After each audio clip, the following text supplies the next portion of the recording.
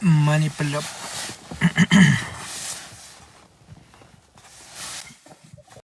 Алейкум ассалам. Ысқақ аға, ассалаумағалейкум. Ё-моё, сіздің эфиріңізге кіргеніме қуаныштым міне. Ойбай. Жалын аға. Қалай жағдайың жақсы ма? Аман өзің ғой. Ысқақ аға, ё-моё, көзді аштыңыз ғой сіз негізі. Рахмет сізге. Ысқақ аға, короче, мынандай сұрақтар болды ғой. Мен негізі бір құдайға сенемін өзімше. Бір құдайға сенемін, бірақ енді жаңағы ислам фобия деген нәрсеге қарсымын. Жаңағы кіріп кетеді ғой, фанатизммен ше. Сондай қарсымын. Мен айтамын да, я бір хадис бар, 7379 хадис бар деймін да, Әл-Бұхариден келген ше. И сол жерде 5 нәрсені құдайдан басқа ешкім оның сырын білмейді дейді да. Ол жерде былай жазылған. Жатырың ішінде қыз бала екенін Алладан басқа ешкім білмейді. Алдын ала жаңбырдың жауатынын ешкім білмейді деп. Қазір УЗИ дамыған ғой. УЗИдан қыз бала екенін анық айтып береді. 100% дұрыс па? Иә, сондай хадис бар ма не? Иә, 7379 Әл-Бұхариден келген. Сен қарау керек екен, базар жоқ, мен білмеппін. Иә, қазір мен қызық нәрселерін бәрін айтып беремін аға. Ол сол жерде жаңағы екінші жаңбыр жауатынын құдайдан басқа ешкім білмейді. Қазір погодада 99 ба, 90%, 80% точно айтады ғой. Иә, айтады. И, короче, мен сізді қалай ойлаймын білесіз ба аға? Негізі сіз құдайға сенесіз деп ойлаймын да, сізді ше. Просто жаңағы ислам фобиямен исламды ажырату үшін мақсатында осылай істеп жатыр деп ойлаймын. Өзім немді білмеймін сіз қандай екеніңізді. Мен сөйтіп ойлаймын сізді. Жақсы. Одан кейін аға мынандай вопрос қойдым оларға. Құранда дедім, Алла тағала бүкіл жаратылысты 6 күнде жаратқан. Неге 1 секундта жаратпаған десем, бәрі жабылып кетті ғой маған. Енді ол құдіретті ғой, дұрыс па? 1 секундта, 1 миллисекундта жаратады, дұрыс па? Иә, бол десе болады ғой бітті. Иә, одан кейін мына аятты айттым. Жоқ, өзі біледі ғой деді. Енді қара дедім. Құранда Алла бол десе бола қалады деген аятты айтқан едім. Тағы жабылып кетті маған. 6 күн бойы асықпай уақыт кетеді дейсің. Сонымен негізі сізге риза болдым аға, я-моя. Эфирге қосқаныңызға рахмет. Рахмет, алғыс. Сосын жаңағыдай сіз айттыңыз ғой, мен анаған айттым, анау. Сіз айттыңыз ғой кеше анау молада, короче, жатқызуға болмайды, тек мұсылмандар жату керек деген сияқты. Сіз айттыңыз ғой анау. Ол қазақтың жері ғой, бәрін. Мен мысалы ертең жаназа болса, мен атеист болсам да жаназаға қатысам, солардың үрдісімен жүрем деп айттыңыз ғой. Мен соған келістім, олар мұсылмандар жоқ деп кетті ғой. Неге сіздің істегеніңіз дұрыс, неге қауымның ішінде іріткі шықпау керек та, мен сөйтіп түсіндім. Бір-бірімен жаңа дебат болып кетпеу мақсатында істейсіз да сіз оны. Ол жаңағы дінде бар, жаңағы Арабияға барсаң, олар қолын басқаша ұстап оқиды. Әмин деген сөзді ауыз шығарып айтады да ол жақта. Неге мұсылман басқа мемлекетке барғанда тура солар сияқты оқу керек, неге мұсылманның арасында іріткі шықпау үшін да, ол ниетте. Бүлік шығып кетпеу үшін да, ол сол бірінші орынға қою керек та, олар болса, ой кетті да. Соны түсінбей жатыр ғой өздері. Удобный жерде бөледі, удобный емес жерде бөлмейді ғой. Иә. Өзінің ұстанып жүрген дінін дұрыс жеткізе алмай жатыр ғой олар. Сіз ұстанып жүрген дінін жеткізіп беріп жатсыз да, ол жерде ше. Намектап ше. Олар соны түсінбей жатыр ғой, ё-моё. Рахмет, кім? Өмір. Алғыс саған. Жақсы. Иә. Аман бол. Жақсы, рахмет көп. Бір ақпараттың пайдасы тиіп жатса қуанамыз енді. Осы Жанат деген кісі не айтады екен, осы кісінің өткенде бір рет тыңдап едім, одан кейін қоспап едім. Жер тыңдайықшы. Алейкум ассалам.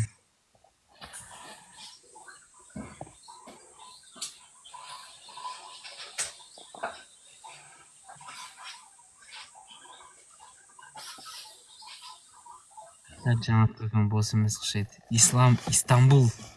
Бізге Истанбулдан тікелей байланысқа шығып жатыр. Ассалаумағалейкум. Алейкум ассалам. Брат, барсың ба? Бар, аман.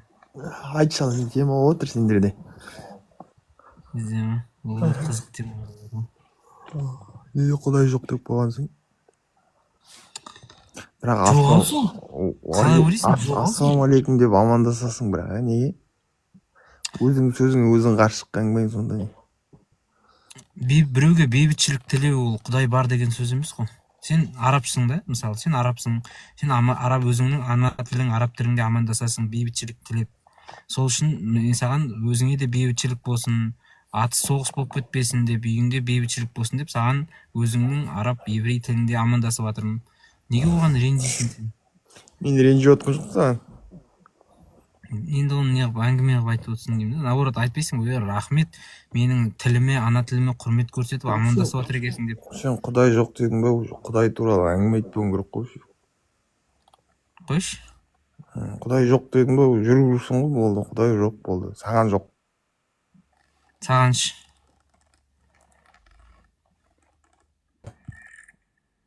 Саған бар ма? Маған бар. Бар болса онда жөндеріңе жүре бермейсіңдер ма? Ескерту парыз деп көрінгенге Не тұқпалай істейсің да, бүйтіп эфирге шығып, Құдай жоқ деп. Ислам.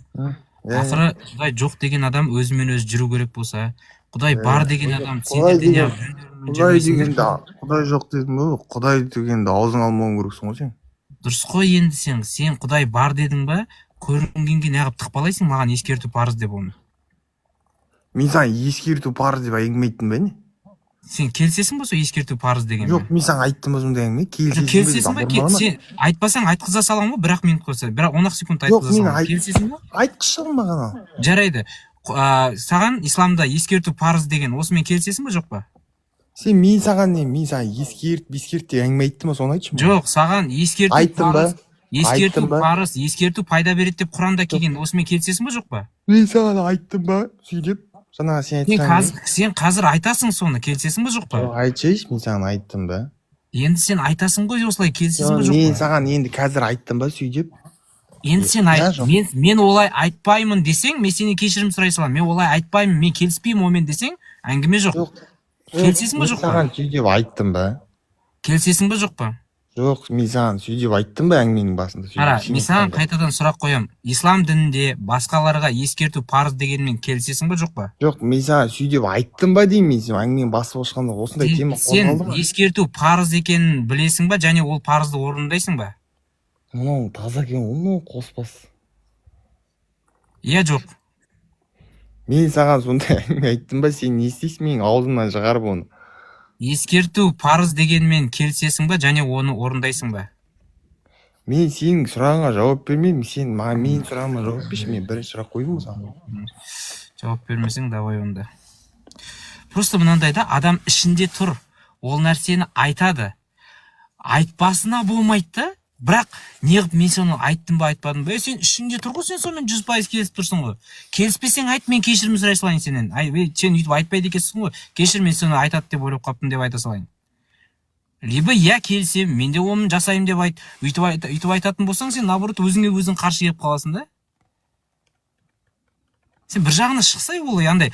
Неге түсінбеймін мынандай, ұсталып қаламын деп сұраққа жауап бермеу деген не әдет болып кеткен сендерде?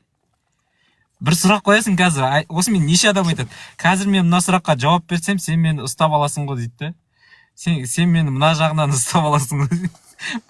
Бұлай ұстап аласың. Неге мен оған жауап бермеймін? Сонда сен сен ұстап алады екен деп қорқып жауап бермейсің ба сонда? Неге ешкімге сұраққа жауап бермейсің ба? Таң қала мен. Мұхиддинка банға кетесің сен, тыныш отыр. Адам деген өзінің позициясын, өзінің ішінде тұрған нәрсені айту керек қой, ашық. Сен біреуге сөзден ұтылып қалады екен деп айтпай отырасың ба, сонда қорқып? Не бред олсын, не сандырақ вообще? Өзінің де солай айтатын мойындап қоям деп ойлайды да, сонымен қарсы шыға береді, жаңағыдай қашып, ары бері.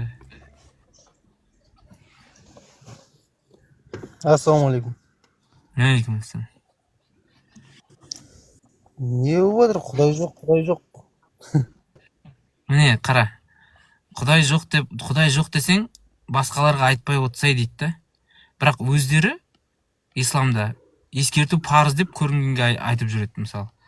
Сен адасудасың, исламға кел деп. Сонда біреуге болады, біреуге болмайды. Неғып ол двойной стандарт? сендерге болса неге басқаға болмау керек деген сияқты да. Осыны қалай ойлайсың осы туралы? жоқ енді ол сен жоқ деген насихат қылып жатсың ғой бұл жерде. Жоқ, мен біріншіден насихат қылып жатқан жоқпын. Біріншіден насихат деген былай болады. Хан, сен Құдай жоқ екенін білесің бе? Енді сен Құдай жоқ деген жолға өт. Сен Құдайды жоқ деп айт. Осы ең дұрыс жол. Құдайды жоқ дегендер игілікте деп айтсам, міне, бұл насихат саған. А мен Құдай жоқ деп ойлаймын десем, сен онымен келісуіңе болады, келіспеуіңе де болады. Ол жай ақпарат саған. Ал сен мысалы сен ислам мұсылман болсаң, сендердікі таза насихат. А бірақ ол насихатты сендер дұрыс емес деп айтпайсыңдар. Сендерге ешкім айтып жатқан жоқ олай айтпа деп. Неге сендер өйтіп бір жақты алып алып манипуляция жасайсыңдар? Танысып алайық та, танысып. Менің есімім Сапар Хан. Жоқ, маған сен есімің кім екенін, қайдан екенін қызық емес. Маған ойын қызық, сен пікіріңді айтшы осыған. Жоқ, енді қазіргі заманда мынау сен бүйтіп насихат жасамасаң да, мынау қазір дамыған заман ғой. Мына Құдай жоқ деген насихат дегенмен, мысалы, насихат дегенмен ақпарат дегеннің айырмасын ажырата аласың ба сен? Иә. Мысалы, мен Нұр Отан партиясындамын деген насихат па, ақпарат па? Ақпарат. Ал мен Нұр Отан партиясына кіріңдер деген? Ол насихат. Иә, Құдай жоқ деген ақпарат, Құдай жоқ деп айтыңдар, атеист болыңдар деген насихат. Мен Құдай жоқ деп айтыңдар, атеист болыңдар деген жоқпын ғой саған. Мен просто айтып жатырмын, мен сенбеймін бұған деп жатырмын. Енді ажыраттың ба айырмасын? Ажырата алмайтын адам мен ажырата алатын адамдар бар да, соны жаңылыспауы мүмкін енді деп. сен ажырата алатын болсаң, неге насихат деп қуып отырсың енді? Қазіргі заманда ажырата алмайтын адамдар бар деп жатырмын да, соны солайынан түсініп. Енді сенде болып, ажырата алмайтын адамдардың ішінде сенде болып тұрған жоқсың ба? Сен насихат деп айттың ғой маған. Иә.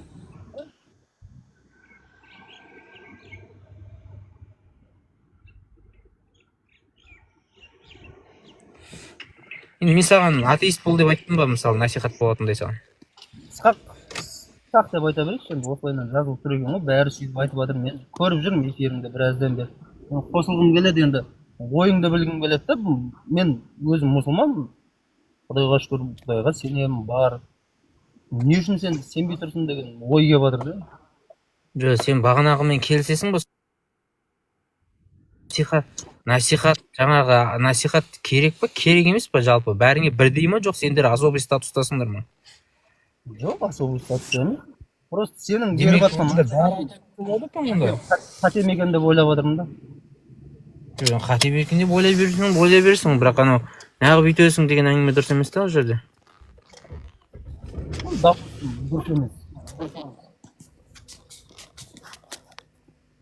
Араб құлмен шатастырма ғой. Араб құл деген ол басқа тема ғой. Араб құл деген әңгіме айтқан жоқпыз ғой әлі. Мына Айдар деген жігіт жазып қойды да. Ол простой ғой. Мен андай ғой, қалай айтсам екен, Ысқақ, мен енді бір ұстаз емеспін, бірдеңе емеспін, бірақ Құдайдың барына сенеміз. О бастан туылғаннан әке-шешеміз солайынан үйреткен біздің.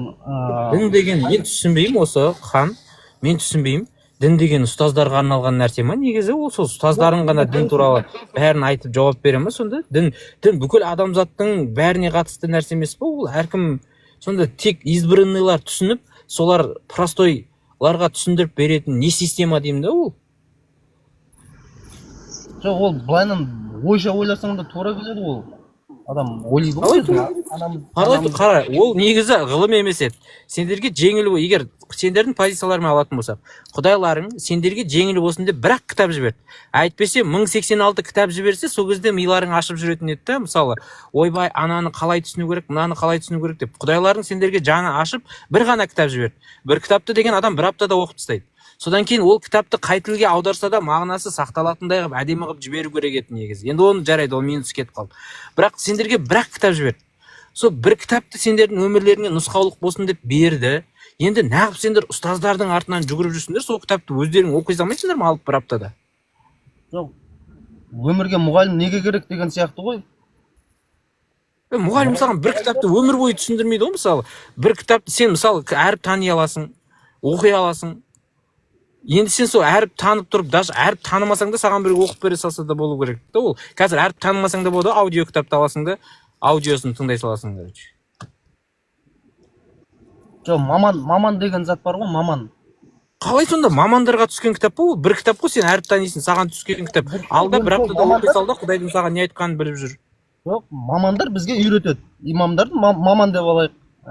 Құран мамандарға түсті ма сонда? Құран саған түсті ма, мамандарға түсті ма? Ол бәрімізге түскен. Бәріңе түссе сен неғып маманға жүгінуің керек оны түсіну үшін? Енді менде ол бәрін бірдей бүйтіп ойлау қабілетім аздау шығар менің. Соны маған мамандар жеткізеді. Демек онда Құдай ойлау қабілеті жақсыларға ғана түсірген онда. Жоқ. Бәріңе емес ол. Сен мынандай ғой, Ысқақ, сен айтып жатқан затың менің түсінгенім. Сен газелистпін дедің ғой, сен газель. Сен газель шашып жинау, сен білуің керек та, өйткені сенде бірақ газель. Сенің айтуың Ол газелистерге ғана қатысты ғой, мен айтпаймын ғой, мектеп медикке барып, сен мына газелді ашып жинай аласың ба? Мына бүкіл ана газелді Алла тағала бүкіл әлемге жіберген, бәрің білуің керек осыны қалай ашып жинауды деп. Мен медикке барып әңгіме айтпаймын ғой. Медик келіп маған әңгіме айтпайды ғой, Құдай осы хирургияны бүкіл әлемге жіберген, сен операция жасай білуің керек деп. А сендер айтасыңдар бұл кітап, бірақ кітап бүкіл әлемге жіберілген дейсіңдер да. Әлемнің ішінде бәрің бар. Неғып оны біреуге жүгініп жүрсіңдер, оны түсіну үшін. Өзің оқи саласың ғой, бір апта отырсаң, бір аптада смело оқып тастайсың.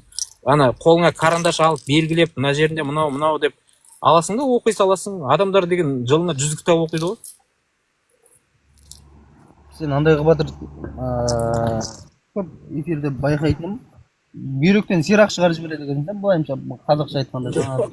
Мен саған сен байқамай, сен ойланбай жүрген нәрсені айтып жатырмын. Сен мысалы саған түскен кітап, Құдай саған жіберген кітапты неге біреу саған оқып түсіндіру керек деймін да.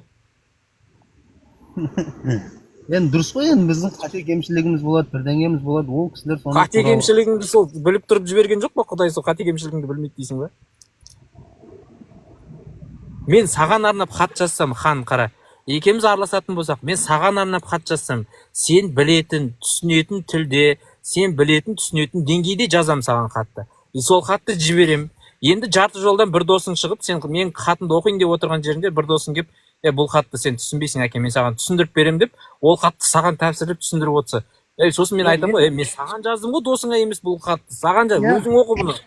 Иә, енді мен сенің хатыңды аламын, сөйтіп оқимын. Өзің оқисың. Иә, өзім оқимын. Сөйтіп түсінбей қалған жерімді, может, сол досымнан сұрауым мүмкін шығар, досым. Досың не қатысы бар ғой вообще? Досыңа қатысы жоқ әңгімелер ол жерде. Досыңа арналмаған ол. Саған арналған. Жоқ, маған арналған ғой, енді оны түсінбей қалған жерім, мысалы, сөз біздің қазақтың тілі бай ғой, мысалы. Досың алады да ана жерде. Досың сен түсінбей тұрған жерді басқаша түсіндіріп, екеуміздің арамызға от салып төбелесіп кетсек қайтесің? Сонда досың не болады сен? Керек па саған? Енді ол адамнан сондай зат шығады, бірақ Құдайдан шықпайды ғой ондай зат. Құдай сондай, енді Құдайдан шықпайтын болса, сен адамдар, именно сол ұстаздарың мүмкін сол кітапты саған басқаша түсіндіріп, сен адастырып жүрген шығар, қайдан білесің? Жоқ. Адамда сана бар ғой. Сана болса өзің оқып, өзің түсіне бермейсің ба оны? Зачем саған ұстаздар, біреулер? Құдайдың саған жіберген кітабын. Әр нәрсенің уровені болады ғой. Әр нәрсенің уровені болады. Енді Құдай барлық уровендегі адамдарға жіберген шығар. Енді сен уровенге жетесің. Мысалы, сен есің дұрыс, иә? Есің дұрыс, өзіңді өзің білетін, өзің жауап беретін адамсың. Иә. Енді саған не проблема ол? Ол не всегда. Мен түсінбейтін жерлер болады. Сен түсінбейтін жерде болса, демек ол кітап саған арналмаған деген сөз. Жоқ, мамандар бар ғой, мамандар түсіндіретін. Ол мамандарға емес, саған арналған кітап болып тұр ғой, хан, неге түсінбейсің? Жоқ, маған арналған ғой, енді көмектеседі ғой. Сенде мысалы сенің деңгейіңді ескере отырып жазылған кітап ол. Мысалы, қазақ тілінің бастауыш деңгейіндегі балаларға жазылған кітап болса, ол сол бастауыш деңгейдегі балалардың білімін деңгейін ескере отырып жазылады. Және оны оқыған балалар қиналмауы керек. Ол деңгейден өте алмай қалғанда балдар болады да. Енді сен қай деңгейдесің, мен түсінбедім сонда. Сен сонда кітап түсінбейтін деңгейдесің ба? Жоқ, мен түсінемін. Түсінсең енді өзің оқып жүре бермейсің ба? Зачем?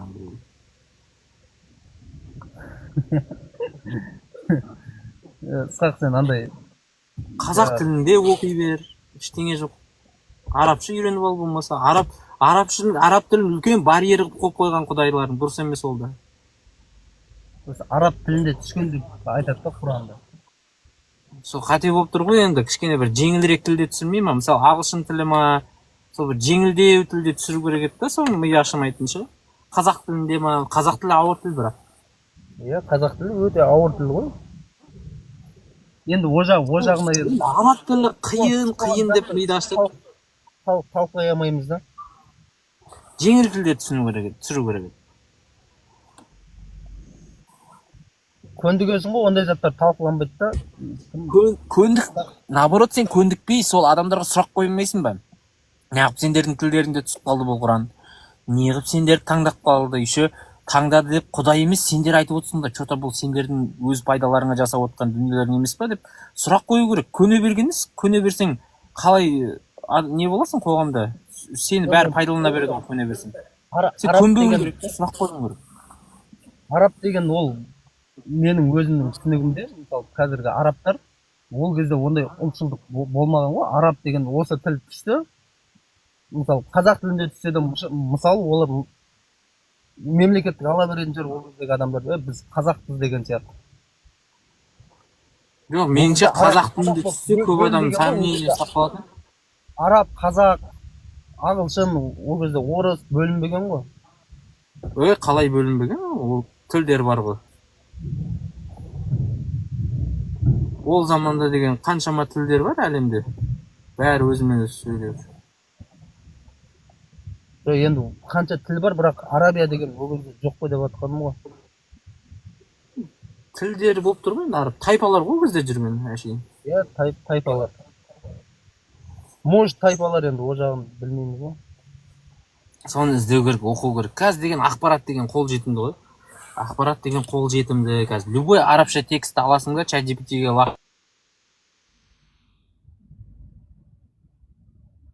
әдемі қылып аударып береді саған. Просто ертең мен анау жаным ашып айтып жатқаным ғой саған, Ысқақ, енді біз бала кезден сөйтіп санамызға сіңген зат. Кімге жан ашып жатыр деймін да сен. Мен саған айтып жатырмын, ізден, қара, оқы. Өз дініңді өзің оқы, біл, содан кейін ұстан деп айтып жатырмын. Сен айтып жатқан адамға жаның ашып жатыр да. Не жаның ашып жатыр? Мына Құдай жоқ дегеніңе жаным ашып жатыр. Ол жағың дұрыс. Құдай жоқ дегенге неменеге жаның ашиды екен? Ол жан ашитындай сенен кем болып қала ма Құдай айтқан Құдай жоқ деген адам? Ақырет бар ғой, ақырет. Бар екенін қаяқтан білесің, оны біреулердің айтқан әңгімесі ол. Мүмкін жоқ шығар. Бар болып қалса ше деймін да, бар болып қалса. Бар ғой негізі, мен сенің деңгейіңде сөйлесіп жатырмын. Бар болып қалса ертең қиналып қалмайсың ба деген ой ғой, сен қиналмасың. Бар болып қалса сен де қиналасың ол жерде. Сендердің құдайларың непредсказуемый ғой, не болып кететінін білмейсің ол жерде. Сенің деңгейіңде қиналмайтын шығармыз жерде. Қиналасың. Одан зор қиналасың.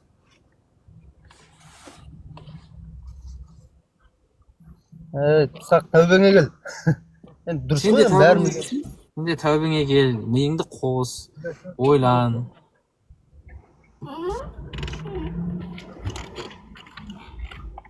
Ана, бар болып қалса фаталити болады саған дейді. Асықпай ойлан, асықпай, қара. Бұл қалай бұл? Неге? Не үшін? Сұрақтардың жауабын тауып алып, содан кейін ұстанған дұрыс та дінді. Ең жақсы вариант. Алло. Естіліп тұр ма? Тыңдап отырмыз. Қалай доказать етесің Алланың жоқ екеніне? Қалай доказать етесің дейсің ба? Доказать етейін ба? Қайдан шығардың ол затты? Қайдан шығардың? Айтайын қайдан шығардың. Сен Құдайың бәрін біле ма негізі? Жоқ, сен қайдан шығардың? Мен саған сұрақ қойдым, сен сұрақ қоймай айтып отырмын ғой қайдан шығатынын. Мен сенің құдайларыңның сипаттары, сен сипаттаған Құдайдың сипаттары өзіне өзі қайшы деп есептеймін. Қайдан шығарғанымды айтайын. себебі сен айтады, Қалай? сенің құдайың айтады, бүйтеді, шексіз мейірімдімін деп айтады да. А на самом деле ол адамдар мен жындарды тозақ үшін жараттым деп өзі Құранда айтып отыр да. Сені мәңгілік тозаққа жағу үшін, сен жоқ кезіңде сені жағу үшін бар қылған құдайың қалай мейірімді болады, саған айтшы. Адамдар мен жындар тозақ үшін жараттым дедің ма? Иә. Сен айтуың бойынша? Құранда жазылған солай. Жоқ. Жоқ. Дұрыс емес. Құран оқымағансың ба? Жоқ, дұрыс емес сен айтып отқаның. Жоқ, Құран оқымағансың ба? Ол сынақ тозақ не үшін жаратты? Жағу үшін. Тозақты сендер жағу үшін жаратты. Жағу үшін? Иә. Енді тозақты бір жер жылтайын деп пеш қылып жақпаған шығар енді, Құмыш. Тозақты сендерді өртеу үшін жаратқан, адамдар мен жындарды азаптайтын жер ретінде. Мақсаты сол. Иә, дұрыс айтқаның. Ал Ағраф адамдар сүресінің жоқ, адамдарға ол сынақ. Жоқ, тыңдашы, адамдарға сынақ келеді ғой. Ол сынақтан өткен кезде. Сынақ маңызды емес ол, сынағыңды айтып отырған. Сынақ маңызды емес ол. Сынақтан маңызды. Сен үшін мәңгілік жағы маңызды. Сені Құдай мысалы жоқ кезіңде осы бір тозаққа жағатын біреу керек еді деп бар қылды да. Өйткені ол сенің басың мен соңыңды біліп тұрды. Сен ортасында ойлап жүрсің, мені сынап жатыр, бүйтіп жатыр, сөйтіп жатыр деп. Сенің тағдырың баяғыда шешіліп қойған ғой, сен мәңгілік тозаққа кетіп қалғансың баяғыда. Болмаса мәңгілік жәннатқа кетіп қаласың. Бұл жерде Құдайдың өзінің избранный жақсы көретін адамдары бар, тозақ үшін бар қылған. Сен айтып отырсың да, түсіндім, сен айтып отырсың да, ол тағдырда жаратып тастаған дейсің да. Сен мәңгі тозақта немесе мәңгі жәннатта сен, то есть мәңгі жәннаттасың, либо мәңгі тозақта сен айтып отырсың да, значит сен сенетін болып тұрсың ғой тозақ пен жәннатқа. Сен тозақ пен жәннатқа сенсең, онда сен Аллаға сенетін болып тұрсың ғой. Мен саған айтып жатырмын. Сен былай түсін, сен маған айттың, Құдайдың неге жоқ екенін айтшы дедің. Мен сенің сеніп жүрген именно Құдайыңның неге жоқ екенін адам ойынан шыққанын айтып отырмын. Себебі оған адамдар берген сипаттары өзіне өзі қайшы келе береді. Одан кейін сенің Құдайың бір ұлттың, бір тілдің мүддесіне жұмыс жасайтын Құдай. Сондықтан да мен бұл общий Құдай емес, сол ұлттың ойлап тапқан Құдайы деп есептеймін да. Неге сен тыққа стрим ашып, неге үйті айтып отырсың, жария қылып Алла. Сен соны білмей отырсың ғой, мысалы, сен сол туралы ойланбай жүрсің. Жоқ, сен неге оны сен жария қылып айтып отырсың да, неге іштей сақтап жүре бермейсің Алла жоқ екен деп. Жария қылып айтып жүр. Сен жария қылып айтқаннан саған не болды па? Жүрегіңе күмән түсіп жатыр ма? Жоқ, жүрегіме күмән түсіп жатқан жоқ, просто сен неге өйтіп адамдарды адастырып жатсың деймін да. Сен адастырып жатыр деген ол сенің жеке пікірің. Сен барып имамдарға айтпайсың ғой, неге сендер Құдай бар деп уағыз айтып отырсыңдар, өздерің білсеңдер тыныш отырмайсыңдар ма? Неге сен имамдарға олай айта алмайсың? Айта алмайсың, өйткені ол сенің пайдаңа жұмыс істеп отқанда. Сен анау Қазақстанда білесің ба, туған туыстарды алға тарту, бір рудың адамдарын неге кіргізу, Қазақстанда неге жемқорлық тоқтамайды, неге рушылдық, туысқаншылдық тоқтамайтынын білесің ба? Тура сен сияқты принциппен жұмыс істейді да олар. Басқалар ұрлық жасап жатса, ойбай, ұрлық жасады, парақор дейді, өзінің көкесі ұрлық жасап жатса, о, көке, сіз деген алтынсыз ғой, менің ағам керемет. Одан артық не керек деп әнді соғып періп отырады да. Бандиттер жаман дейді. Өзіңнің бір братаның бандит болса, менің ағам керемет деп алдына барып әнін соғып табан аяғын сүйіп отырасыңдар да. Білесіз, содан кейін біздің қоғам түзелмейді, себебі сен сияқты двойной стандарт жасайсың. Саған ұнайтын, саған жағатын, сенің партияңдағы адамдар қолынан келсе қонышынан басса болды, саған ұнамайтын, саған қарсы адамдар аузын жауып тыныш отырса. Диктатурамен осында қираған режим сендердің ойларыңнан шығады осында. Онда сен не түріңді көрсетіп айтпайсың. Түрің не керек саған? Сен еркектердің түріне қызығасың ба? Жоқ, сен айтшы, неге көрсетіп отырмайсың деймін да. Менің желанием жоқ, мен түрім онша емес одан соң. Өзіңе ұнамайды ма, сол үшін ба? Өзіме ұнамайды. Бет деген былшық кеткен, шаш деген түскен, газ деген. В общем, көрсең сен желаниең кетіп қалады мен әңгіме айтуға. Содан кейін, короче, не етіп қоямын. Түр урод болған соң жасырамын. Несі бар екен? Сонда мен сенің түріңді көрсем, мен желанием кетіп қалам ба? Иә, сен түр туралы әңгіме айтып кетесің да. Сен қазір мысалы атарға оғың жоқ, айтарға әңгімең жоқ болып отырсың да, сөзің жоқ болып отырсың. Бірақ сен егер түрің шығып тұрса, сен айтатын едің, ой, бля, сен мынандай түріңе қарап әңгіме айтып отырсың ба, сен мынандай түріңе қарап осындай әңгіме айтасың ба деп түрге тиісесің да сен. Сол үшін мен сенің тиісетін бір аргументіңді алып тастап түріңді көрсетпей отырмын. Түсіндім. Әйтпесе сен басқа аргументтерің болса айта беретін едіңдер. Аргументі бітіп қалған адам жеке басқа өтеді. Жеке басқа өткеннен кейін ол сен түріңе тиіседі, анаған тиіседі, мынаған тиіседі. Жындарға сенесің бе? Шайтан жындарға. Жоқ, сенбеймін. Сенбейсің бе? Олар жоқ деп ойлайсың Қашаннан бері сенесің Құдайға өзі? Құдайға қашаннан бері қалай сеніп бастадың сол? Сұрақ қоймашы маған ондай сұрақ қоймашы. Неге сен білмейсің ғой сен оны? Неге білмейсің мысалы? Сен қалай сеніп кеткенін білмейсің. Иә. Жоқ, сен сенесің бе сонда? Ойланатын уақыт келді саған. Мен саған ойланатын уақыт келді. Неге мен Құдайға сенем деген ойланатын уақыт келді. Қалай сендім? Қалай келді бұл сенім маған деп ойланатын сәт келді.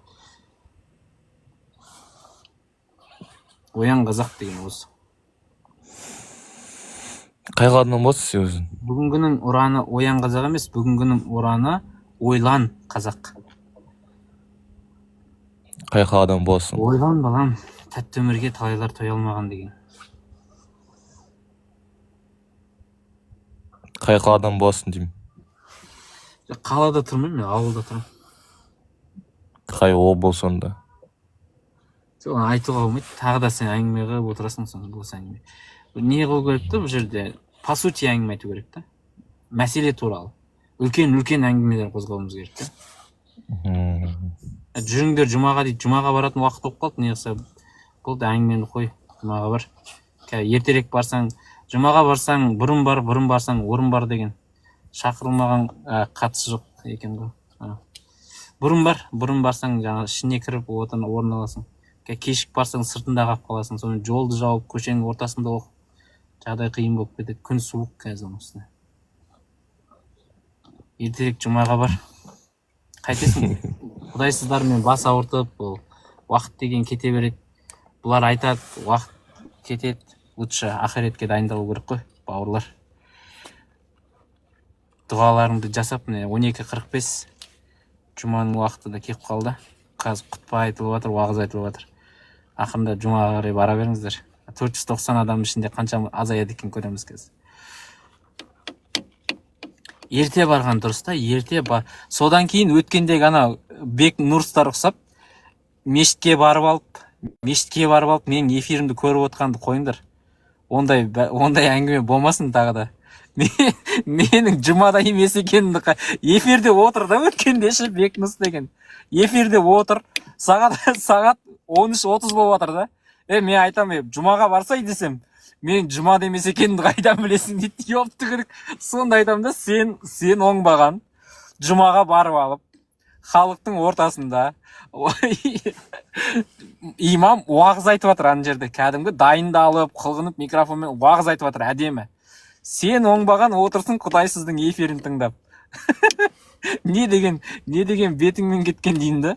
Дұрыс емес қой ол, ё-моё. Мешітте отыр, сағат жұма басталып отыр. Ой салаң тиктокқа кіріп алып, бір атеисттің эфирін көріп отыр да. Вообще бетімен кеткен. Дұрыс емес олай жігіттер, қыздар. Енді жігіттер барады ғой жұмаға. Дұрыс емес олар. Жұмаға бардыңдар ма? Мешіттің табалдырығын аттағаннан бастап болды. Дүнияуи әңгіменің бәрін тастаңдар. Құранды ал қолыңа, уағызыңды тыңда, дұғаңды жаса. Міне саған 1-2 сағат мына фәни дүниенің күйбең тіршілігінен алыстап, анау трансцендентті Құдаймен бір байланысқа шығып жаныңды тыныштандырмайсың ба?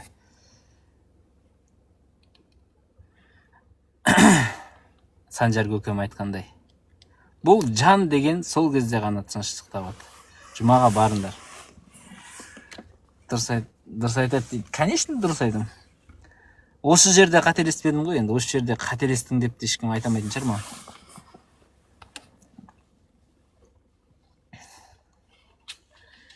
Ойлан. Ассалаумағалейкум. Қазір 5 секунд мен шығып қалайын. Сол үшін әдейі маршруттан. Ой, жолыңнан қалмай бара бермедің бе енді ол? Аби! Жоқ, нормально. В общем, былайша айтқанда манадан бері тыңдап отырмын да. Енді любой адамды алсақ, любой нәрсемен айналысса, бір жыл, не знаю, жарты жыл, адам баласы 90% басқалардан біліктірек болады. Спортпен айналыссаң да, не знаю, астрологияны изучать етсең де, қалай болғанда да. Енді сен бұл жерде отырып алып, жай ғана адамдардың дейтін сөзін тыңдап, қарсы әңгіме айтып отырсың да. Мен өзім жаңағыдай діншіл адам емеспін, атеист те емеспін. Бірақ бұл жерде өте қатты нарушение болып отыр да, сен жағынан именно. Манипуляция дейсің, манипуляцияны дәл қазір сен қолданып отырсың. Сен саған сұрақ қояды адам баласы, сен оған жауап бермейсің. Бұл жерде конструктив жоқ ешқандай. Сұрақ жауап болу керек та, если сен хочешь добиться истины деген сияқты. Если адамға действительно саған бір нәрсеге көзін жеткізу мақсатың болса. То есть ты должен понять сначала человека, потом уже что-то говорить, да? Ондай мақсат жоқ. Сен бұл жерде жаңа пятницада отырған, намаз оқып отырған жігіттер менің видеомды қарап отыр дейсің. То есть не обязательно саған берілу ол. Сенің ойыңды қарау. Мысалы, жан жақты, любой сотта, мысалы, бір жақты тыңдайды, екінші жақты тыңдайды. Қалған кейін есту әдетің ба деймін да, мен жаңа қарап отыр деген жоқпын, жігіттер қарап отыр деген жоқпын. Өткенде бір жігіт, сен не қылсайшы, бүйтіп кішкене әңгіменің жартысын тыңдап, жартысын ойыңнан шығармай, толық айт. Мен жаңа айттым, өткен жұмада бір жігіт осы жерде эфирде отыр, мұсылман жігіт. Мен танимын оны. Соған айтып жатырмын, бір жарым болды ғой, барсай жұмаға десем, мен жұмада отырмағанды қайдан білесің деп жатыр да. Сонда айтып отырмын, мен сонда жұмада отырмын. Сен оған күліп отырсың ғой, типа дейтін, атеисті тыңдап отырсың, сен дейтін ананы затты тыңдасайшы деген сияқты. Енді күлмеу керек па не? Жоқ, әңгіме күлуде емес, то, что ты просто дейтін андай мазақ қылтып келтіріп отырсың да, то, что человек как будто жаңағыдай предан исламу, но слушает атеист деген сияқты. Он может просто для жаңағыдай информации слушает. Ты же не знаешь, саған еліктеп отыр ма, еліктеп отқан жоқ па? Дұрыс емес қой оныкі вообще. Неге дұрыс емес? Адам баласы дейтін жан-жақты информация білгеннен ол дейтін беріліп кету деген сөз емес қой. Ты можешь быть... Сен жұмаға барып көргенсің ба өзі? Бардым, я. Сен білесің ба жұмада адамдар не істейтінін? Жоқ, ол сен дейтін анда не емес. Сонда соны қолдап отырсың ба сонда? Может ертерек барып, может не істеген шығар, уақыттар болған шығар. Мен саған айтып отырмын, сағат Қазақстан бойынша қазір единое время 13:30 сағат, бәрі сағат бірдей, 13:30 деген бір жарым, жұма бір жарымда басталады. Былай қарасаң, адамды дейтін, если ты изучал жаңағыдай поведение человека, если, послушай, если сен дейтін изучал вопрос поведения человека, то ты знаешь, что адамның эмоциясы, ол дейтін, иногда превосходит. То есть, если ты его заденешь, он просто в состоянии аффекта может что-то сделать, да? А может, ты просто его задел, и бұл жерде он просто контроль потерял. И саған тыңдап отыр да, ненің контролі сен қумашы сен, ненің контролін айтып отырсың, ол комментарийда өзімен өзі боқтап жазып отқан адам. Ну вот, я про это имею в виду. Ол мешіттің ішінде отырып алып, нағыз білімге берілген адам болса, ты должен изучать вопрос, да? Мешіттің ішінде отырып алып, жұманың уақытында біреуге боқтау жазып, Құдай сіздің эфирін көріп отқан дұрыс па сонда? Жоқ, әңгіме ол второстепенный вопрос. Ол дұрыс па, дұрыс емес па? То, что жаңағыдай адам дейтін не всегда контролирует свои эмоции, да, и не всегда, мысалы дейтін, делает то, что он думает. То, что он правильно, неправильно деген сияқты. Мынау жаңағыдай ұстаздың айтқан сөзін тыңда да, істеген ісіне қарама дейді. Ол почему это так говорится? Потому что дейтін адамда есть склонность нарушать. Нарушать не специально иногда, а просто из-за эмоций. Такое есть, такое может. Состояние аффекта деген. Сен сонда сыртта біреу әңгіме айтып жатса, намаздың үстінде тұрып, намазыңды тоқтатып төбелеске шығып кетесің ба сен? Ну, смотря какая ситуация, может и төбелеске шығып кететін шығар адамдар. Вот сен, значит, намаздың сен мұнафиқсың деген сөз, намаз дұрыс оқып жатқан жоқсың деген сөз. иманың әлсіз деген сөз, сенің намазың дұрыс емес деген сөз. Вот, может быть, ол имамға жаңағыдай имамы до конца не істемеген шығар. Ты же не можешь отвечать. Сен талай адамдарды намаздың үстінде өліп қалған мысалы. Ты говоришь, что мен фото айналаңда сыбырлаған дауысқа ашуланып отырсаң, сен вообще Құдайға ниет еткен намазың айдалада қалып қалды ғой. Сен сыбырлаған дауысқа ашуланып төбелесіп отырсаң, намазың қайда қалды сен? Ниетің қайда қалды? Жоқ, мен саған оған дейін не айтып отырмын? Адам не всегда контролирует. Если сен изучал этот вопрос, то ты знаешь, что человек не всегда контролирует себя. Сен адам намазға кірген кезде білесің ба, қалай намазға кіретінін? Ты говоришь то, что должно быть в идеале. Но мир не идеален, ты это сам понимаешь. Қазақ болады екен ғой, сен мешітке кірген кезде дәрет Почему сен алғаннан адамды на оскорбление идешь, умать деген сияқты? Объясни по факту. Мен саған түсіндіріп отырмын ғой енді по факту. Адам деген мешітке кірген кезде дәрет алғаннан бастап мына дүние тірліктерінен алыстау керек. Сен телефоныңды таста, қалтаңа сап, қалдырып кет телефоныңды. Не қыласың сен телефонды? Алланың үйінде отырсың жұмада. Сенің ол жерде жасайтын тірлігін Құран оқы, уағыз тыңда, болмаса қайта не істе анандай. Немеді? Зікір айт, қайта зікір айт, таспих тарт, дофига нәрсе ол жерде. Сондай нәрсемен айналыс сен. Жаңа сен айтып отқаның ол в идеале, так должно быть. Но ты сам знаешь, что человек, он не такой. Он не может сделать то, что прям как задумал. Ол идеальный болатын болса, мир бы был другим. Айналайын. Ты можешь с этим согласиться?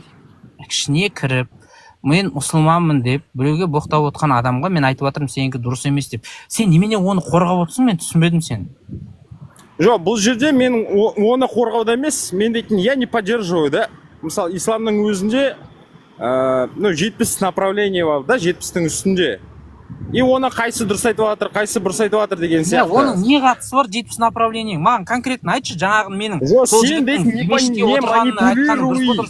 Адамда именно конкретно өзіңе керек сөзді суырмай. Бич сен. Я тебе объясняю. То, что я... Қалай айтшы конкретнысын айтшы болды, көп әңгіме көйтпей. Жаңағы адамның мешітте кіріп, мешітте отырмын деп, маған жұманың уақытында боқтап жазып отқанына, менің, мешітте неғып отырсың? Мешітте отқан кезде неғып тикток көріп отырсың сен? Мынау дұрыс емес деп айтқаныма сенің не әңгімең бар? Айтшы маған осының нақтысын. Это просто пример. Менде әңгіме к тебе конкретно, да, в том, что сен өзің чистый манипулятор. И бұл жерде отырып алып адамды дейтін шамалы онша біле бермейтін жаңағыдай адамдарды келесінде издеваться етіп, под свое управление. Манағы біреу саған сұрақ қойды ма, сен оған жауап бермейсің, өзіңдікін соғыватсың, ол айтады, стоп, давай сен маған жауап бер бірінші. А сен алдында он просто выкинул и все. Сұрақты қайтадан қойшы. Тебе неудобно, ты просто выкидываешь и все. Жарайды. Это просто чистая манипуляция, лицемерие и все. Қара, все, давай. Енді сол ситуацияға, давай. Сен енді сол ситуацияға өзіңді қойып көрейік, давай. Ол маған айтады, бүйтеді, қара. Сен Құдай жоқ болса, неге Құдай жоқ деп отырсың, соны айтпай тыныш отырмайсың ба дейді. Мен соған айтып жатырмын. Окей, онда сендер неге өз діндеріңде солай тыныш отырмайсыңдар? Неге сендердің діндерінде ескерту парыз деп айтады, сен осы ескерту парыз дегенмен келісесің ба деп айтып жатырмын. Ол келіспеймін деп айтамай тұр, себебі келіспеймін деп айтса, ол дініне қарсы келеді. Ал келісемін деп айтса, өзінің ескертуі дұрыс, ал маған айтпа дегені қате двойной стандарт. Не зная о том, что это не прописано в Коране, сен дейтін өзіңе картажды дайындау отырсың да, он это понимает, и саған просто контраргумент айтып тұр. Ты мне ответь, но ты не ответил. А мог бы просто ответить и өзінің сұрағың уақытың келген кезде просто дейтін жаңағы сұрақ қоюға. Енді сен красавчиксің ғой, маған жауап берші. Оның өзінің дінінде біреуге ескерту парыз деп басқаларға айтып жүргені дұрыс, а басқалардың өз позициясын айтқан дұрыс емес деп тұр. Сен осымен келісесің ба, жоқ па? Мен онымен келіспеймін демеймін. Это әр адамның өзі ойы, өзінің заты бар. Я не против, чтобы именно маған келіп, менің балама жаңағыдай уағыз айтып, не істемесе болды. Ол кім болса да. Потому что дейтін, ну, короче, балам түсіндім. өсіп жатыр, өседі. Сенің ойыңша, қара, сенің ойыңша, сен мысалы өзің біреулерге апарып дініңді тықпалап жүріп, бірақ алдыңнан басқа біреу өз дінін уағыздап жүрген біреуге кездесіп қалсаң, мынауың дұрыс емес қой деп айту, значит, ол Әңгіме нормально. ода емес, сен бұрмалама. Әңгіме лицемерияда, манипуляцияда. О Я том, что енді сен осы его лицемерие ма выкинул, жоқ и па? всё. Жауап берші сен. Ол дейтін, Осы ол лицемерие ма это жоқ другой па? вопрос. Сен дейтін өйтіп бұрмалама. Жоқ, қара, тыңдашы сен, дарылдамай. Осы лицемерие ма жоқ па? Сен өзің бір іспен айналысасың, сол істі қолдайсың, бірақ басқа біреу тура соны жасаса, сенікі дұрыс емес, бұнымен айналыспа деп айтасың. Лицемерие ма жоқ па осы? Но ты же не дошел до этого, да? Ты его выкинул. Если сен дейтін жаңағыдай... Себебі... Если сен оның сұрағына жауап беріп, ол сенің сұрағына жауап бермесе, это было бы лицемерие с его стороны. А Енді здесь қара, просто лицемерие с твоей стороны, и все. Мен қара, мен соған тура сұрақты қойдым, соған жауап бермей тұр ол. Сен өз дініңде осылай айтатынмен келісесің ба десем, жауап бермей тұр. Енді сен де лицемерие жасап, осы ситуацияда оныкі дұрыс па, дұрыс емес па дегенге жауап бермей тұрсың. Неге мен жауап бермей тұрмын? Мен саған, я тебе отвечаю. То, что если бы было так, ты ответил, потом он тебе ответил. Если ты ответил, и он тебе не ответил, было бы лицемерие с его стороны. Я тебе еще раз говорю. Последний сұрақ саған. Егер сен бағанағындай ситуацияда өзің бір тірлікті жасап жүріп, және соның жасалуын қолдап, басқа адам тура сол тірлікті жасаған адамға сенікі дұрыс емес, бұлай болмайды деп алсаң, лицемерие ма жоқ па? Қайталашы. Сен өзің бір тірлік жасап жүрсің, сол тірлікті тура сен сияқты жасаған адамға мына тірлігің дұрыс емес, бұны жасауға болмайды деп айтасың. Лицемерие ма жоқ па? Жоқ.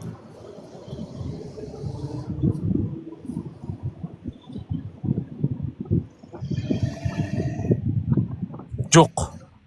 Жоқ. Лицемерие – это когда ты выдаешь себя, мысалы, какого-то просветителя, анау-мынау, и отрывал, делаешь, ну, всякую хрень. Сен дейтін, если сен сондай дұрыс жақ... Иди нафиг просто. Жоқ дейді да? Жоқ дейді. Мен бір нәрсені жасаймын, мысалы. Өзім соны жасап жүрмін. И басқа біреу тура соны жасайтын болса, мен оған айтам да, мынау дұрыс емес, жасама деп. Сен өзің жасап жүрсің ғой десе, нең бар оны, не қыласың оны, мен жасап жүргенде нең бар, жасама бұны, сенікі дұрыс емес дейді.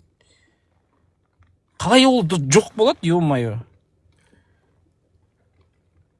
Лицемерие деген екіжүзділік емес па? Екіжүзділік емес па ол? Двойной стандартта екіжүзділікке жатпай ма? Сен қалай екіжүзді емессің, егер сен бір нәрсені өзің істейсің сол нәрсені. И біреуге барып, сен бұны істеме, мынауың дұрыс емес деп айтасың. Қалай ол екіжүзділік емес? Қалай ол екіжүзділік емес? Екіжүзділік қой ол.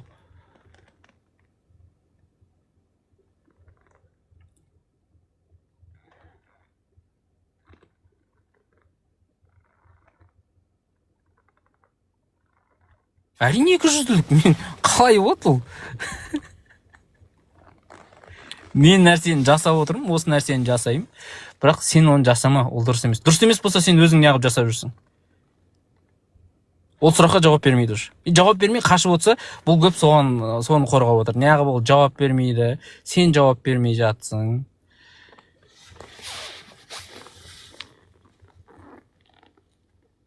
Еще бір элементарный кімді қорғап атқан түсінбеймін. Айтып жатырмын, мешітте отырмағанды қайдан білесің деп қуып отыр. Может, мешітте отырған болса, неге ол тиктокта отыр жұманың уақытында деп айтсам, ода нең бар, адамдар идеал емес, идеал деп айтып жатқан жоқпын, просто соныкі дұрыс емес деп айтатын. Ше қуасыңдар. Так, эфир 2-ке дейін болады, ровно 2-ке дейін. 2-де шығам. Бе адам нервно тетші вообще.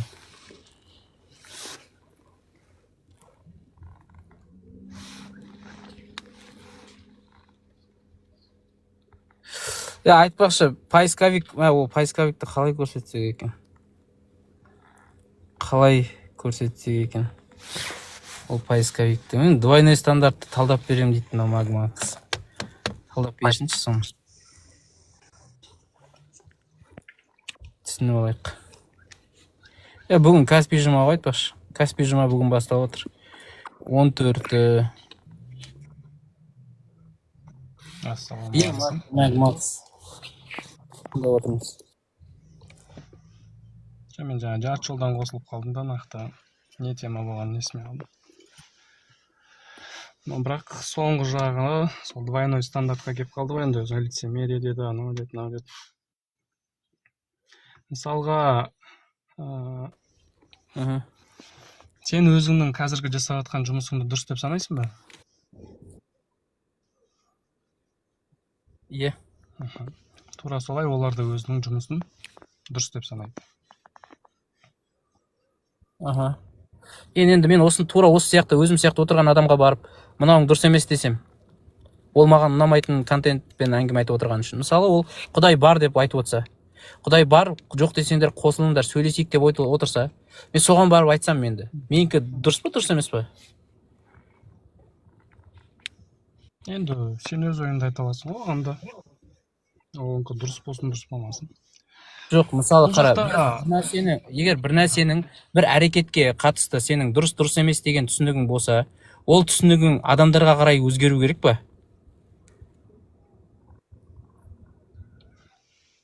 Сол әрекетті сен мысалы бір әрекетті дұрыс емес деп есептейсің, бірақ сол әрекетті жасап отқан адамдарға қарап, сен сол әрекеттің дұрыс еместігіне байланысты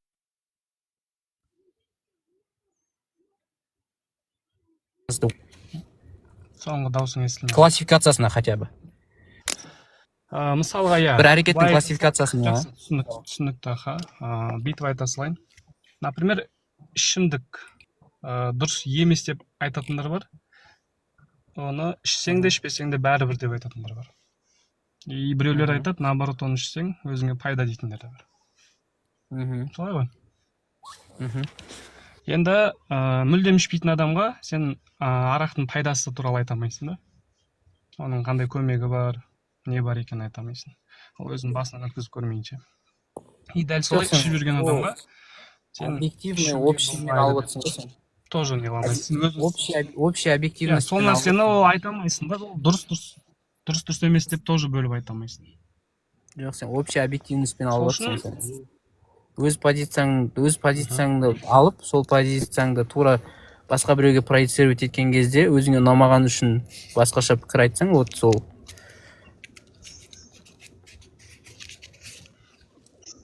Объективно дұрыс емес деген сөз емес, ол сен субъективно бір нәрсеге көзқарасың бар, бірақ оның өзі варьируется уже. Ұнайтын адам жасаса сен дұрыс дей саласың, ұнамайтын жасаса дұрыс емес дей саласың.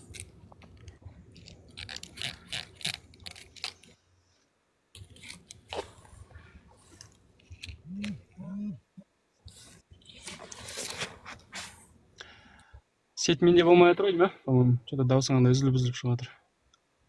Білмедім. Манипулюк. Енді кейбір нелерде әңгіменің арасында қосылғың келеді, бірақ қосыла алмай қаласың. Мынау көп қой енді запрос тастайтындар. Тоже андай нәрсеге де келуге болмайтын сияқты. Менікі дұрыс, и сен осы бағытта сен жүруің керек деген позициямен жүруге де болмайтын сияқты. Мен оны ешкімге жүр деп айтып жатқан жоқпыз ғой. Менікі дұрыс деп те айтып жатқан жоқпын да.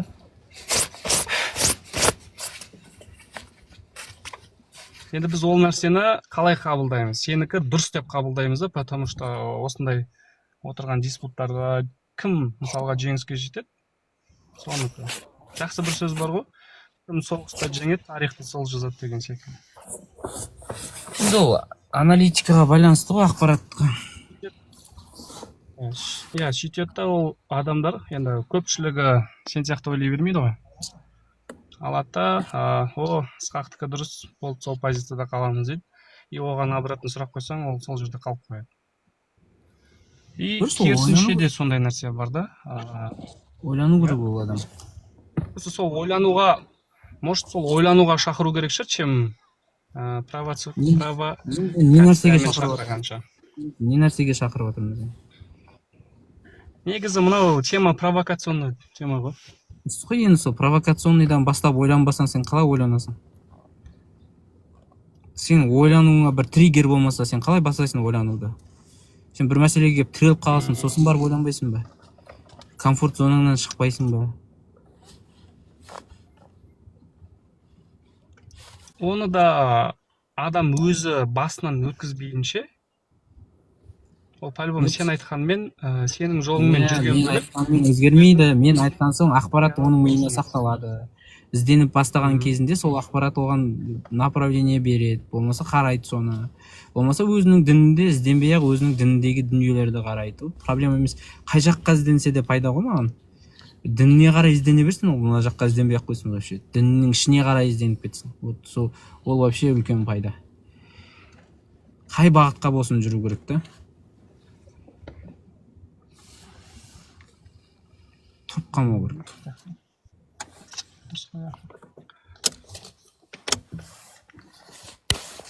Дінге кіріп кетсін, базар жоқ. Кіріп кетсін, ізденсін. Дін білетін мұсылман болады. Ол да пайда ғой. Соқыр сенімнен гөрі. кез келген нәрсеге қатты кіруге де болмайды по идее. Көзбен көрмей, қолмен ұстамай. Ладно, Макс. Муфаса деген қоймай жатыр да. Асығыс ау деймін соған қарағанда. Муфаса қай жерде тұрсың сен? Көріп тұрған жоқпын Муфаса. Просто қай жерде тұр Муфаса? Муфас. Көзбен көрмей, қолмен істеп көрмей, қандай информацияларға сенуге болады дейді. Қазір соны Алло. Иә. Дауысым естіліп отыр ма? Естіліп отыр. Манипулятор. Жалпы енді әркім сенім жайлы ғой бұл жерде әңгіменің бәрі ше негізі. Сен айтып жатырмын ғой, көзбен көрмей, қолмен ұстамай, яғни мүмкін емес. Көзбен көру дәлелі мүмкін емес нәрселерге қалай сенесің? Мысалға. Енді қанша түрлі жағдайда сенуге болады? Менің сұрағым, қанша түрлі жағдайда сенуге болады ондай нәрселерге? Біріншісі, мысалға христиан дінін қарайық. Христиан дін болған бұрынғы заманда енді шыққан нәрсе екенін қалай неқтан сенесің? Мына жерде мешітте несі бар, христианский нелер. Енді ислам дінінде мешіттер бар мысалға ше. Бұрында болған екен, сол нәрселерге қарап, және де бүкіл келісіп алу мүмкін емес, бүкіл бір халықтың айту жағы мысалға. Мынандай жағдай болды деп айтса, сен сенуің, қалайсың болады? Сене аласың ол жағдайларға. Не үшін? Өйткені ол бүкіл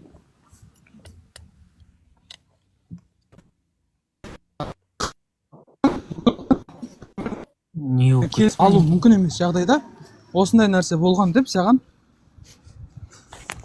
Бұны басынан айтайын, мен саған бүкіл нені көзбен көріп, қолмен ұстау мүмкін емес нәрселерді сену үш түрлі болады. Біріншісі, бүкіл халықтың, бүкіл бір ауыл, екі ауыл бір-бірімен келісіп алу мүмкін емес жағдайда саған бір хабарын әкелу, бір информация әкелуі. Ол нәрсеге сенуге бола ма? Мен саған сұрақ қойын, сұрақ арқылы айтамын. Қандай информация алып келгеніне байланысты ғой? Мысалға, бұрынғы заманда христиан дінін тексеруге болатын информация әкеп тұр ма, тексеруге болмайтын информация әкеп тұр ма, соған байланысты. Сен мысалы, тексеру. Бүкіл бір ауылдың адамдары айдаһар көрдік десе.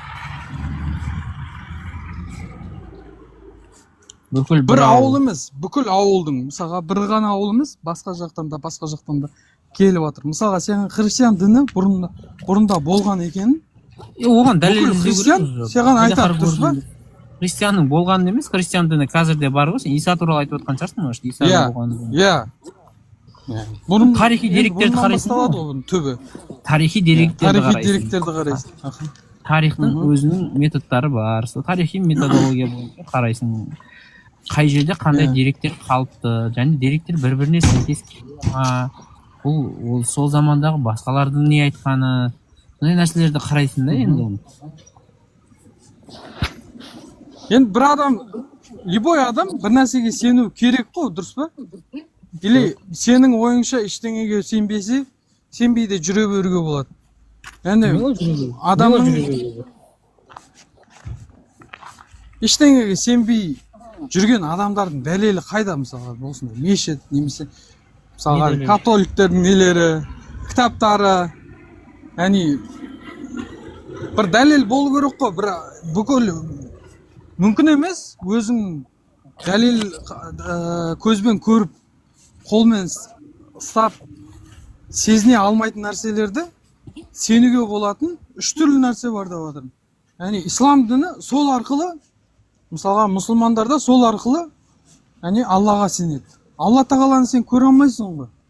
Бірақ бұрын болған ба Мұса алейхиссаламның кезінде Алла тағаламен сөйлескен таудың сөзі? Мұса болмаған. Иә, өмірде.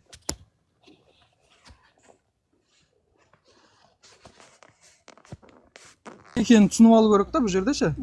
Мен Мұса өмірде бар не екенін. Мен Мұса өмірде болған деп есептеймін, мысалы. Оған мен көзім жеткен де оған. Меніңше ол өмірде болмаған адам.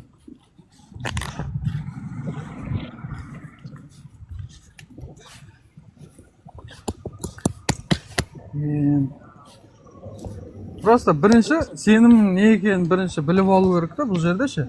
Не нәрсеге сенсең де, яғни ештеңеге сенбейтін адам, онда ол адам отбасында болған жағдайда, мысалға мына бала мына жерден лестницадан құлап қалыпты. Сенің сенетін нең мамаң. Мамаң солай айтып тұрса, маған не қылу керек? Больницаға бару керек. А сен негізі өзің нең позицияң ештеңеге сенбеу. Көзбен көрмесең, қолмен ұстамасаң, ол нәрсеге сенбейсің деп тұрсың. А онда ол нәрсе сенің айтып жатқан, мамаңның айтып жатқан хабарыны да, информациясыны да сен сенбеу керексің да. А егер ол нәрсеге сенетін болсаң, Америка бар дегенге келісуің керек пе, келіспеуің керек пе? Қалай ойлайсың? Вот, сен өзің көзіңмен көріп тұрған жоқ нәрсең, дұрыс па? Кезінде енді информация, телефон, басқа да нәрселер болмаған, бірақ барып келген адамдар мына жерде мынандай не бар, ел бар, осындай бар дегенде ол адамдарға сенетін болған. Значит, сен бір нәрсеге сеніп жатсаң, значит, өзің сондай мамаңның айтып жатқан информациясына, басқа да нәрселерге өзің көзіңмен көрмеген, қолыңмен ұстап, немесе денеңе сезілмеген, дәмін татып көрмеген нәрселерге сен мамаңның айтып жатқан, немесе бүкіл халықтың бля мынау бал тәтті екен деп айтса, сен аласың, сенесің. Ал біреулердің сеніміне вообще, яғни сенім қоя берші, тыңдауға тырыстым, бірақ түк түсінбедім шыны керек ше. Шынымды айтайын, бірақ түсінбедім ештеңе. Тыңдадым, бірақ түсінбедім. Не айттың келгенін? Қайырлы күн. Мен сұрайын деген квантовая физикаға байланысты атеисттің пікірін білейін деп едім. Трансферинг реальности жайлы естіп едіңіз? Психологический ма?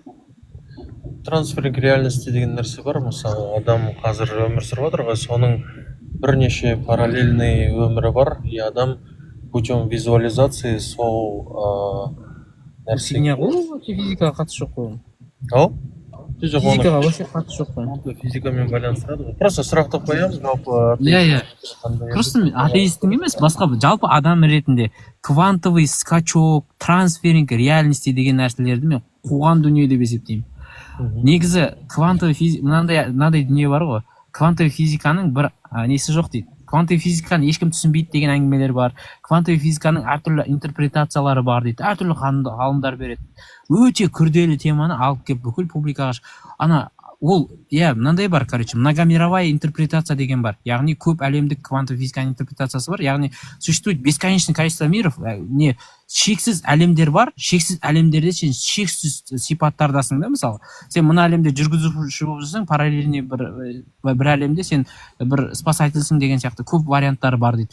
Бірақ ондай түсініктер бар, интерпретациялар, бірақ оның жаңағы визуализациясы арқылы бүйтесің сөйтесің деген нәрсемен вообще келіспеймін ол нәрсемен.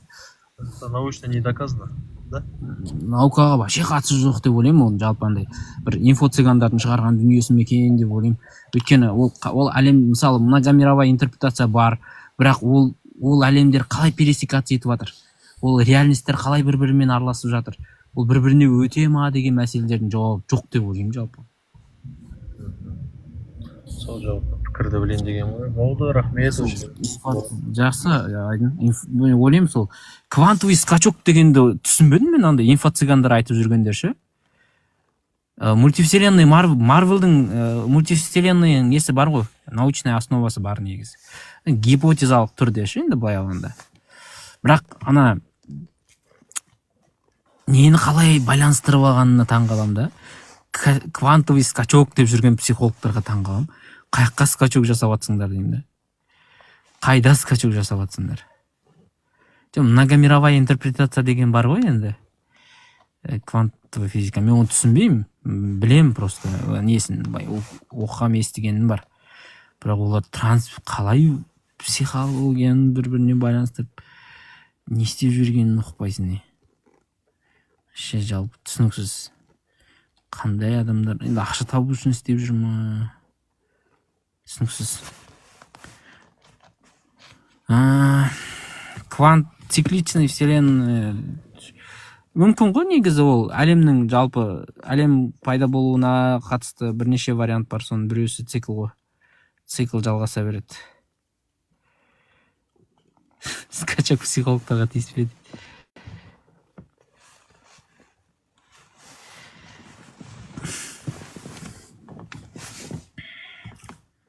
Так.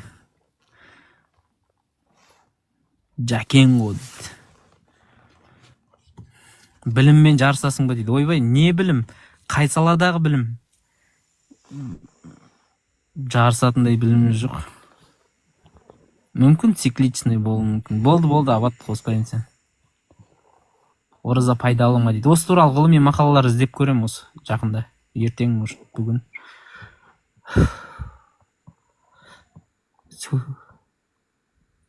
Скачковый боковой. Жакенго тыңдап отырмыз. Ассалаумағалейкум. Алейкум ассалам. Көрейік сөйлесіп дейді. Как сөйлесіп көреміз? Запрос жіберіп қой. Өткенде бір тыңдаған кезде алдында осы атеистке кимей тұрып дінде болдым дедің да. Дінде жүрдім. Сол кезде бір мынандай сұрақ келіп тұр. Өткенде бір уағыз тыңдаған кезде еркек адам жұмаққа түскен кезде қор қыздар шығады алдынан деді. Бұлар менің әйелдерім ба деген кезде жоқ. Олар сенің үй алдын тазалаушы, үйің ішін тазалаушы. Иә. Үйің тазалайды, үйің сыртын тазалайды. Не тазалайды деген сұрақ мазалап тұрды сол жерде. Не тазалайды олар? Жұмақта шаң бар ма деген сияқты ма? Шаң бар ма, кір бар ма, не бар? Топырақ. Негізі бар ғой, бір осылардың бір деталіне үңілсең бітті қадалып қала беретін жаман да. Ойламаппын мен мысалы онша. Мен қазір ойланып отырмын да. Алдыңғы бір уақытта тамақта кір жоқ, шаң жоқ, тап-таза ол жерде. Ауру болмайды. Айтпақшы, қызметшілер не жұмыс істейді ол жерде? Мен сол басым сен алдында дінде болдың ғой, білетін шығар деп. Мен айтып отыр, шынымды айтамын. Қазір сен айтқан кезде ғана ойландым осы сұрақты. Мен соны мән бермеппін шыны керек. Қазір ойланып отырмын да шынымен. Сол айтып тұрған. Рахмет. Басты қатыратын сұрақ екен мынау. Вообще зор. Рахмет. Шынымен де нені тазалайды олар? Не жұмыс істейді үйде? Саған бірдеңелер әкеп бере ма, мысалы? Әкпесе оны қайдан әкеп береді олар? Олар нені тазалайды? Не әкеп береді саған? Қаяқтан әкеп береді? Кухняда жұмыс істей ма олар? Бір базардан зат ала ма, мысалы? Нені тазалап жүр деймін да? Сонда шаң тозаң бар ма, кір болып кете ма? О жақта. Ё-моё. Қызық вообще. Түсініксіз.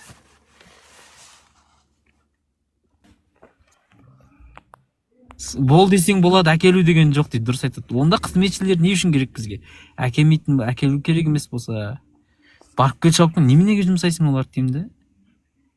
Қалағанның бәрі орын бар десең, қаласаң болып қала беретін болса, онда олардың қызметшілігі не керек? Ё-моё, философия деген қайда жатыр, Басыр. Ассалаумағалейкум.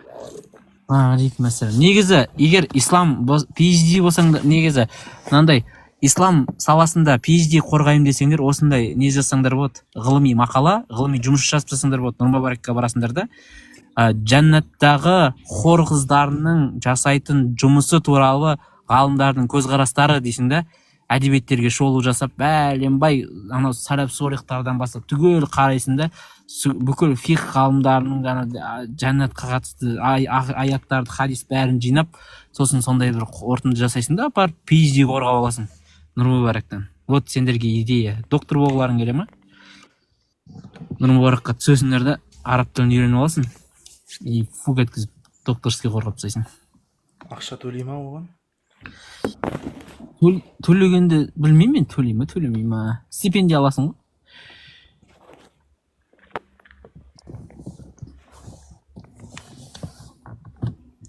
Ондай доктордың не қажеті бар дейді.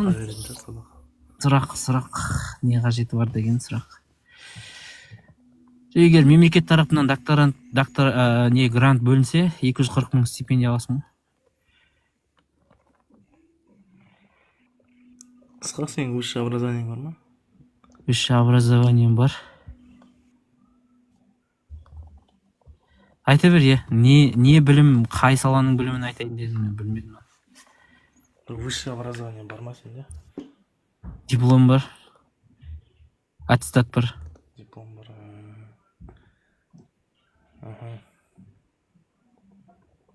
Жетпейді ғой. Айта бер. Нахуй? Бұл айтайын. Ұялып тұрмын айтуға. Білім жетпей қаласың ба? Ұятқа қалып қалыпсыз. Эфирден кетіп қалып. Ой. Шытып отырсың. Ұялмау керек, кірген соң ұялмау керек.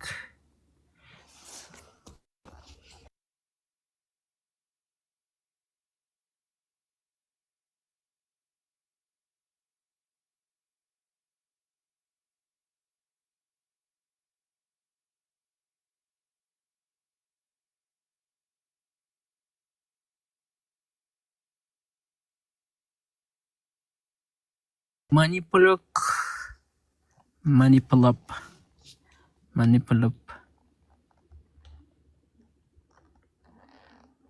Қайын жолдардан аман келеміз, асыл заман. Так, 518 адам. Лайк басыңдар. Темек шекпеймін ғой. Шегем деп атыр ма? Шегем деп айттым ба, или? Шекпейм? Темек шекпейм ғой. Үйленсе дейді. Үйлену керек болып отырсың. Ассалаумағалейкум. Алейкум ассалам. Так. Бұл дінге дейін болдым дедіңіз ғой? Ол енді дінге дейін болған кезде, сол діннен кеткенге не мәжбүр болды деймін? Көп, айтып жүрмін ғой, әңгімелердің бәрі, сол әңгіменің бәрі бар оның ішінде. Просто менде бәленбай жыл намаз оқыдым да, менде намаз қойып кеттім да. Қазір вообще жұмаға бармын келмейді, сондай болып жүр да соң. Не мәжбүр? Иманың әлсіреген ғой, бауырым, иманың әлсіреген. Жүрегің қатайғанда, күнәларды көп істеп жүрегің қатайған, содан кейін сен намаз тастамайсың, намаз сені тастаған ғой бұл жерде. Өзің былай бәрін біліп тұрасың, сонда не себептен кетіп қалдың деп тұрып просто ойлаймын да. Енді түсініп қоясың ғой, түсініп қоясың. Түсінген соң уже бітті, қайтамай қаласың да, бітіп тұрсың да, шекер екенше бұл қалай деп. Ақырын сөйтіп кетесің ғой. Басында қорқасың, үйтесің, сөйтесің. Ай, өткенде бар ғой сен неңді қарап отырып тыңдап отырамын ғой. Мысалы сен ғойыпты көп айтасың да, мысалы жаңағы абсурд, логика, мысалы қалай айтсам болады, мына періштелер, аспан, ғойып туралы айтасың да көпші. Енді қазір сен шыққаннан кейін, осы Қазақстанға шыққаннан кейін мысалы енді қазір көп мысалы имамдар бәрі соны айтып жатыр да қазір.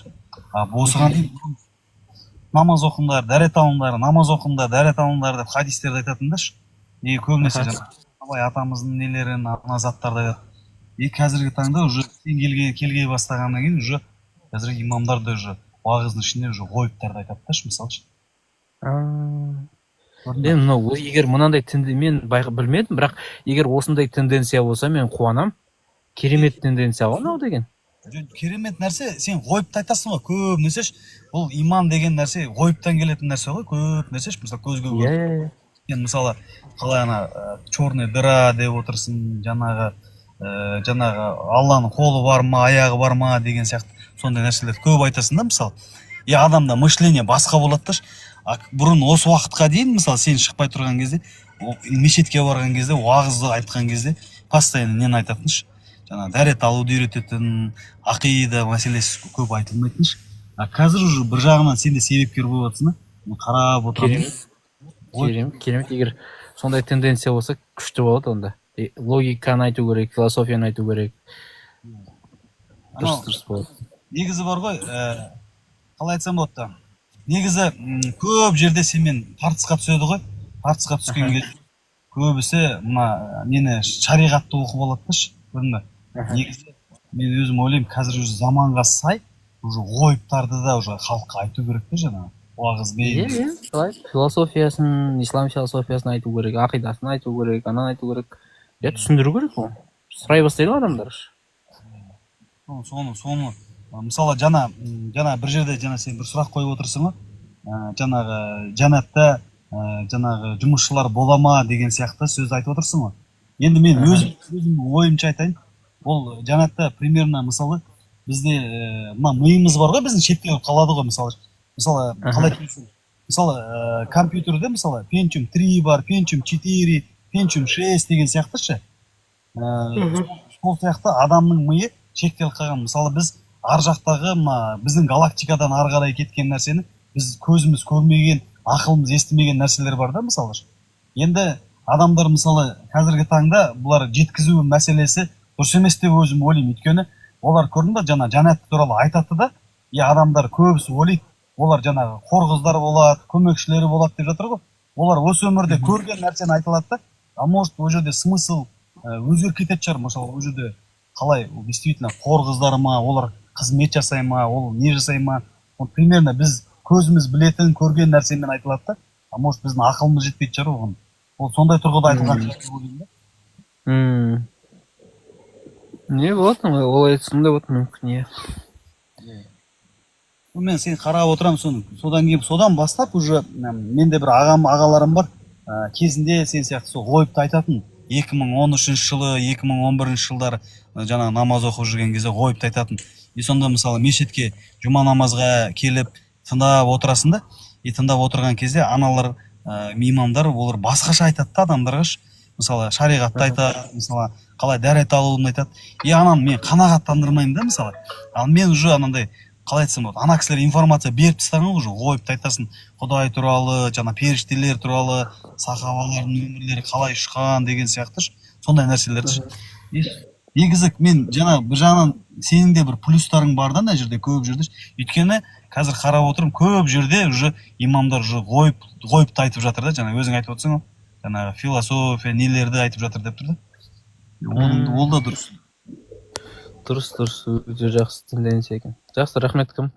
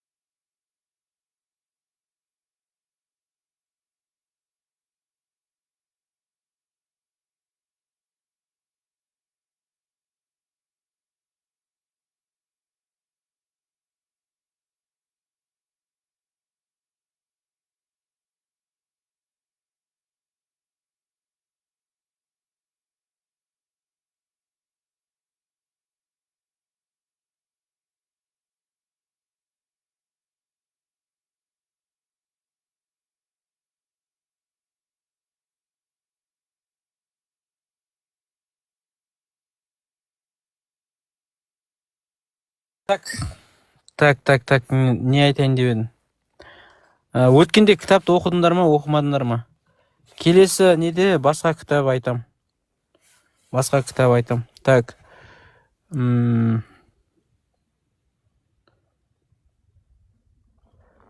Жаңалықтардан ана кит жұтып қойған жігітті көрдіңдер ма? Каякпен келетат да, каякпен жүзіп келе жатады мұхитта. Каякпен жүзіп келе жатады и кит жұтып қояды ғой. Горбатый. Көрдіңдер ма соны? Кәдімгі аузын ашып келеді да, жұтып қояды. И сосын шығарып тастайды, тірі қалған ғой еще анау. Енді жұтып қойды деп айтып жатқан, жұтқан жоқ, аузына салып алған, короче, жұтып қойды деп айтты. Аузына салып алған, енді жұта алмайды ғой бәрібір. Аузына салып алған, сосын шығарып тастаған, тірі қалған ғой еще. Көрдіңдер ма? Юнустың историясы. Юнусты енді ол асқазанына түсіп кетеді ғой, ол өтірік. Так, тағы не бар? Не айтайын деп едім? Горбатый кит қой, Humpback Whale деп айтады. YouTube. Неде бар? Бүкіл CNN, Instagramда, солардың парақшаларында бар. Я киттің өңеш тар болады, грейпфруттай ғана болады, кішкентай ғана.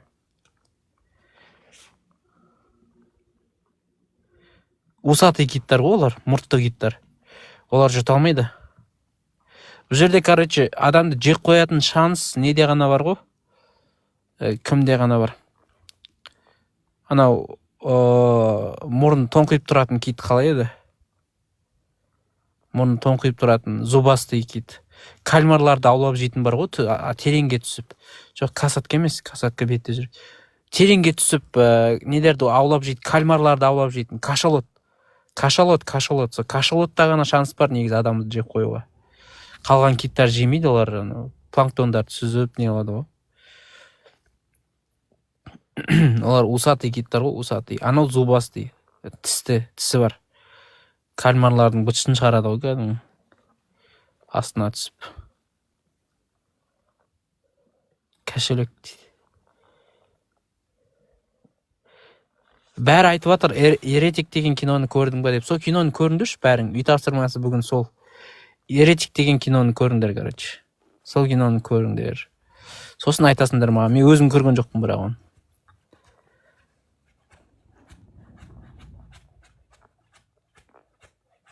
Я, Еретик 2024 жылы шыққан. Сон көріңдер. Көрдім дейді. Я, маған жіберіңдер. Көп адам жіберді. Рахмет. Ютубта жоқ. Онша емес дейді. Еротик емес. Еретик деп айтып жатырмын ғой. Қандай адамсыңдар. Скучный. Білмеймін енді, көру керек оны.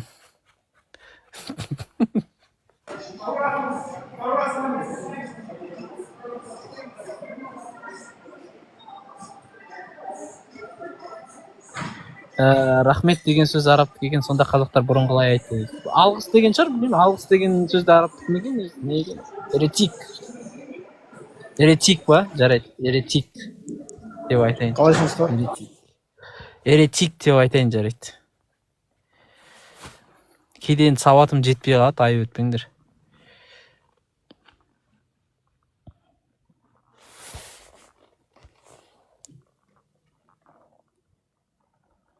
Так, айтпақшы, супер подписчиктердің саны 108 болып қапты. Супер подписчиктердің саны 108. 108 болып қапты.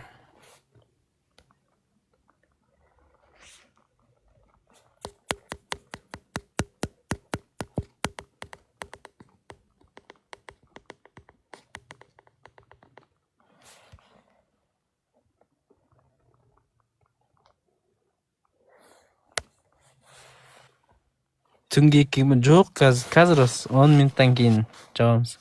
10 минуттан кейін бір 2 батл ойнаймыз, жауамыз. Қалайсыңыздар? Жақсы өзіңе. Жақсы. Мен осы бір қатты ойландырып жіберген бір мәселе бар да. Аха. Анау пайғамбар айтады ғой. Типа, егер әйел адам жұмаққа кіретін болса, өзімен 4 еркекті алып кіреді. Егер тозаққа түссе, 4 еркекті алып өзімен бірге түседі депші. соны ұстаздардан сұрастырған ғой, шын ба қалай өзі. Иә, шын, ол 100% дұрыс әңгіме дейді. И сонда аны егер әйел адам тозаққа түсетін болса, төрт еркекті алып кіреді өзімен бірге, әкесін, ағасын, күйеуін деген сияқты. Аха. И соны ұстаздардан сұрасам, иә, дұрыс дейді. И былай қарап отырсаң, ана миғраж тілінде 7 тозаққа 8 жұмаққа барады ғой пайғамбар. И сонда көрген екен де тозақта, что көбісі әйелдер екен. И сонда ойлаймын да, қалай болып кетті ол депші. Наоборот. Вообще бүгін не әңгімелер шығарып жібердіңдер сендер? Бә қалай болып кетті натуре, егер солай рас болатын болса, математика қалай кетіп қалды ол? Біреу Ё-моё, вообще басты қатырып жібердіңдер ғой. Натуре қалай болады ол? Сол көп ұстаздардың жауабын аламадым да. Базар. Қатты ойландырып жүрген сол мәселе. Мына қарау керек екен мына хадисті ше. Егер білетін біреу кіріп жатса, сол осы сұрақты қойшы. Болды сұраймын. Ана хадисті тауып алайын. Сол хадисті тауып алайын. Аха. Бар ол хадис.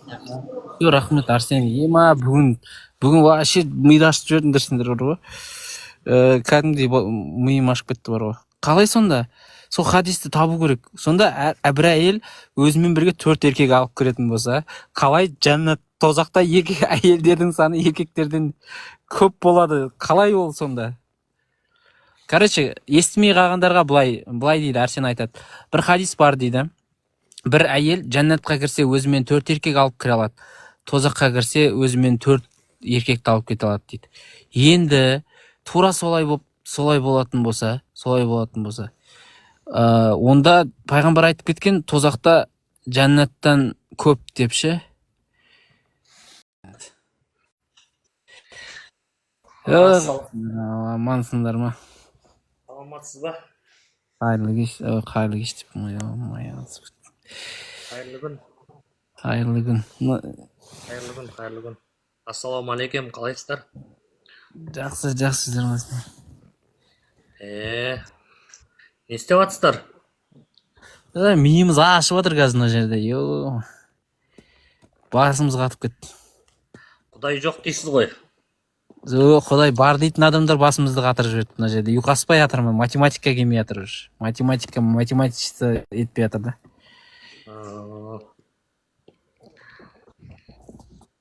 Логика келмей жатыр. Байланыспай жатыр да бір-бірімен. Қалай байланыстырамыз? Енді мысалға Құдай жоқ, Құдай бар деп енді екі жаққа бөлініп жатсыздар ғой. Құдай бөлініп? Бәріміз бір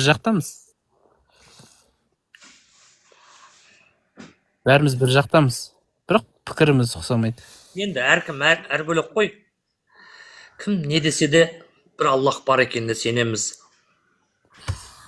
Бізде ондай жоқ. Кто не с нами, тот наш враг деген әңгіме жоқ бізде.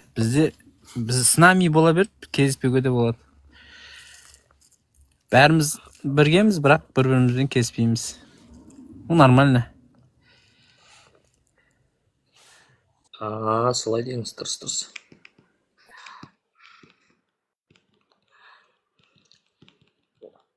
Қазақтарымызда бәріміз бір-бірімізден кездеспейміз. Бәріміз адамбыз ғой жалпы.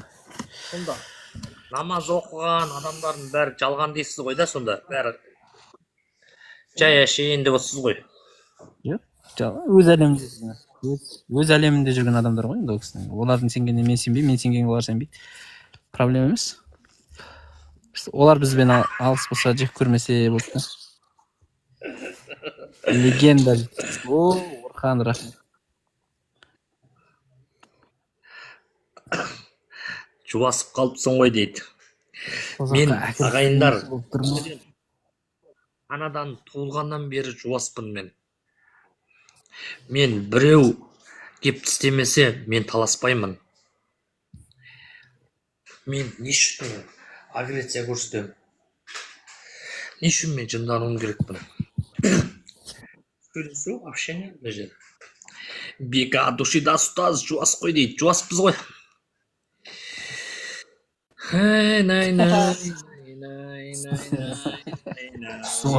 Хорошо. 2x неғып 2x беріп жатыр, 3x беруші еді обычно.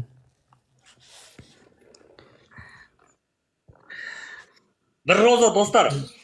100 грамм ішіп қайтып жатыр, ішпеймін ғой мен. Ассалаумағалейкум. Біз арақ ішпейміз. Сұрақтан 19 вендело. Да. Бір роза достар.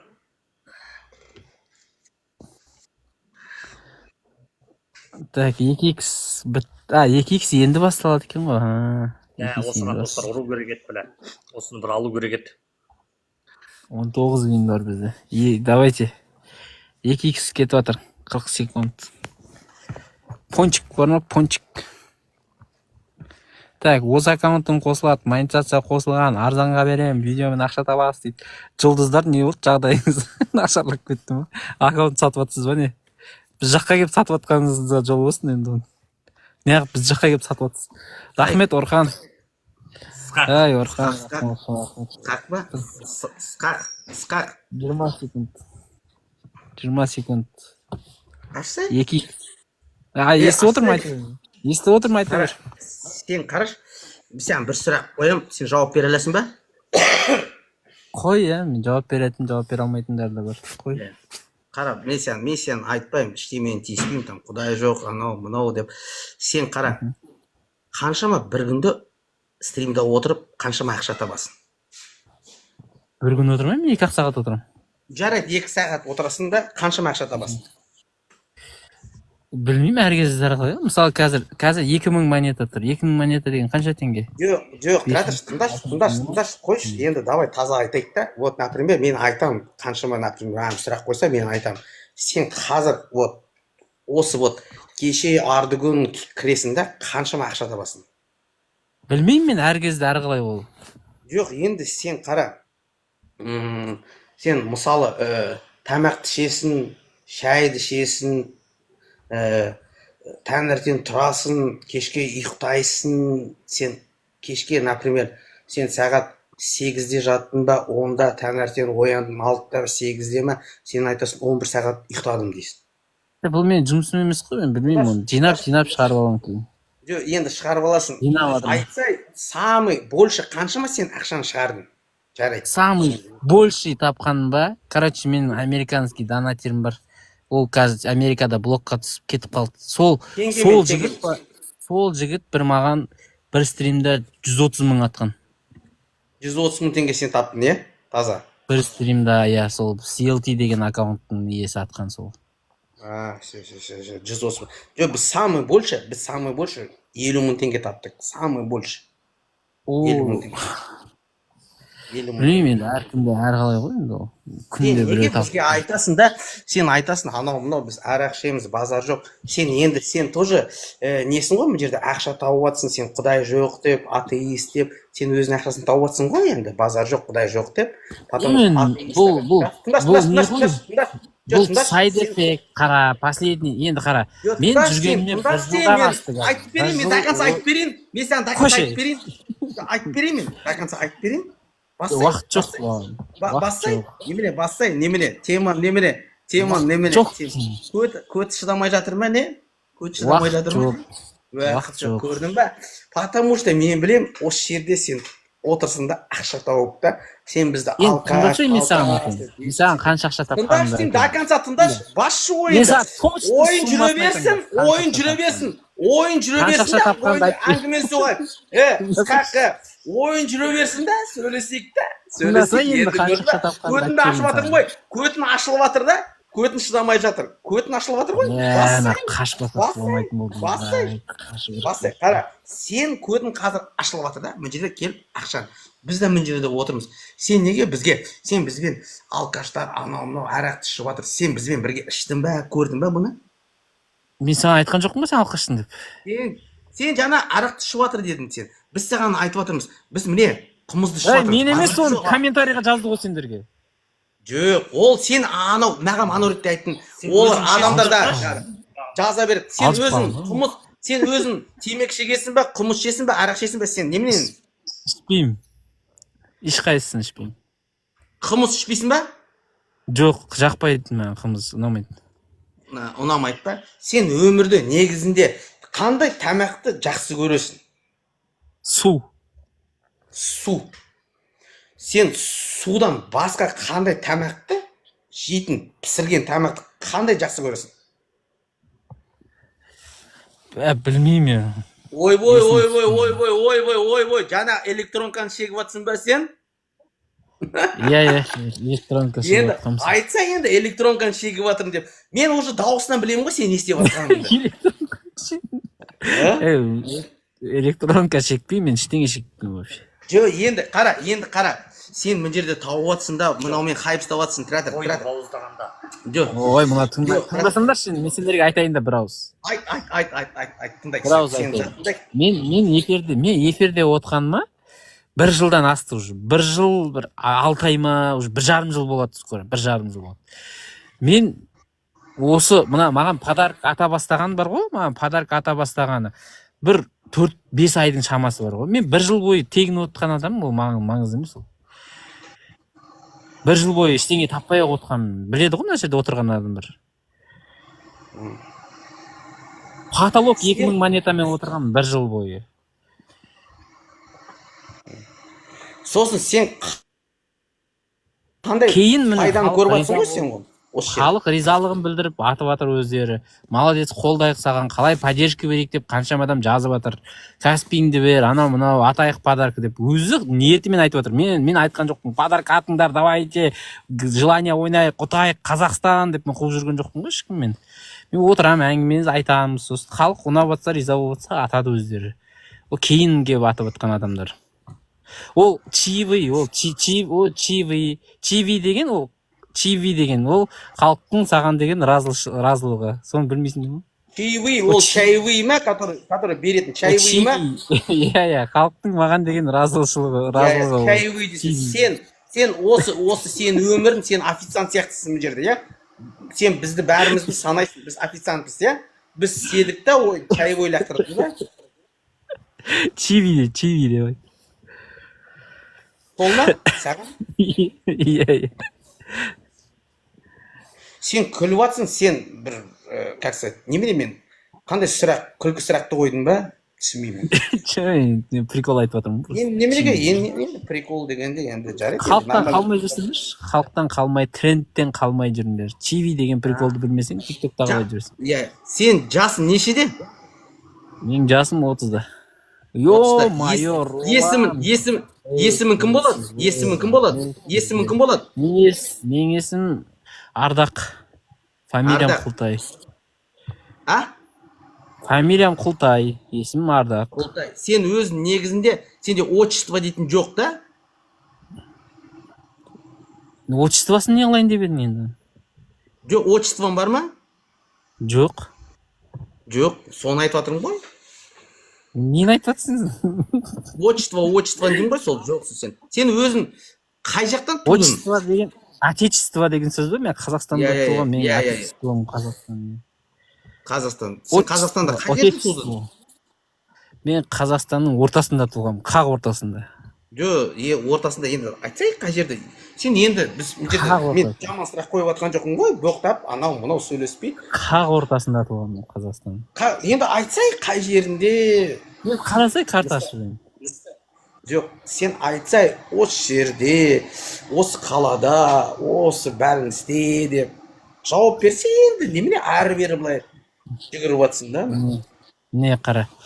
Мынандай, короче, Хантау мен Жамбыл тауы кең жайлауы достардың деп қай әнде айтылады? Мен сол жерде туғам. Енді мына жерде сұрақ. Жақсы ма? Ақша табуға жақсы ма? Жақсы, иә, ақша табасың. Ақша тапсаң жақсы ғой, таппасаң несі жақсы? Бір түрлі сұрақтар қоясыңдар. Ақша тапсаң жақсы ма? Ақша тапсаң жақсы, таппасаң несі жақсы? Да. Вообще сен негізінде, мен саған, сен ақылың көп, сен миың жақсы істейді.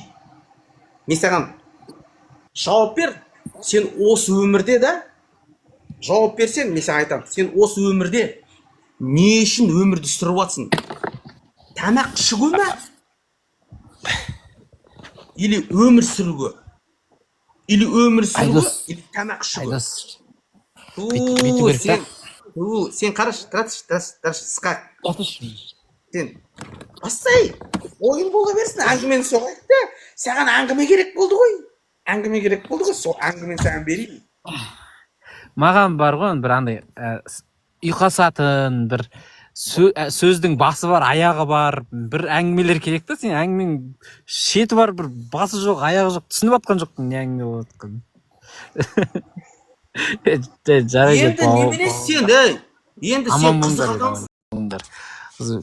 Бір андай да, бір әңгіме айтып атқан сияқты, вроде бірдеңе айтып атқан сияқты. Бірақ ештеңе түсініксіз да. Көп сөйлейтін, ештеңе айтпайтын адамдар болады ғой. Осындай бір түсінік бар да. Көп сөйлейді, ештеңе айтпайды. Бірдеңе сөйлеп жатыр әйтеуір. Ар жақта айтып жатыр, мына жақ.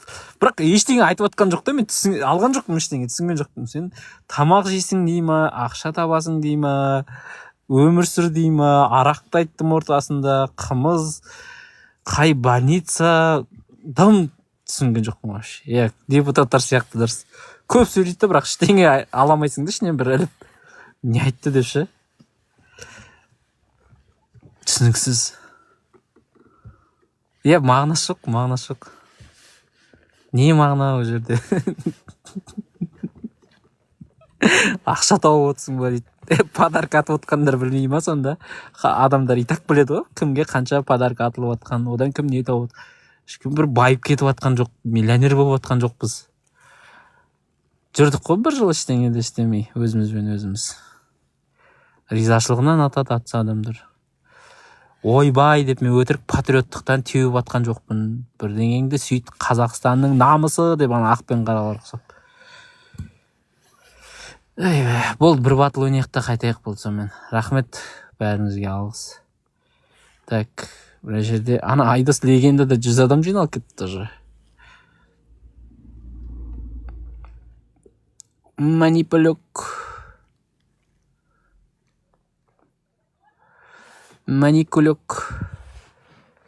Сол тренд ұнап жатыр маған. Манипулеп деген бар ғой, музыка.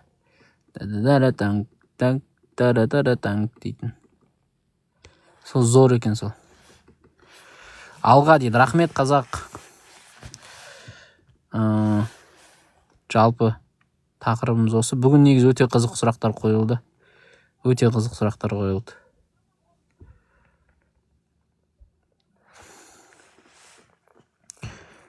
Чиви ғой, Құдай жазаңды берсін. Құдайды сатқан. Нартай ақша үшін Құдайға сатқан деп қумыш өйтіп.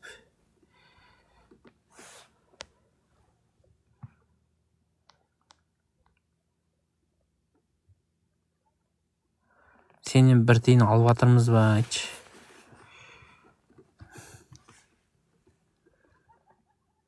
Жоқ Құдай, мен бір тиын алмай жүрген кезде де айтып жүрген әңгімеміз ғой. Нағы видеосыңдар.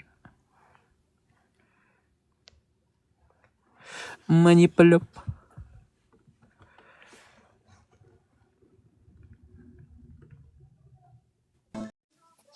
Не айтасың дейді. Айтам қазір.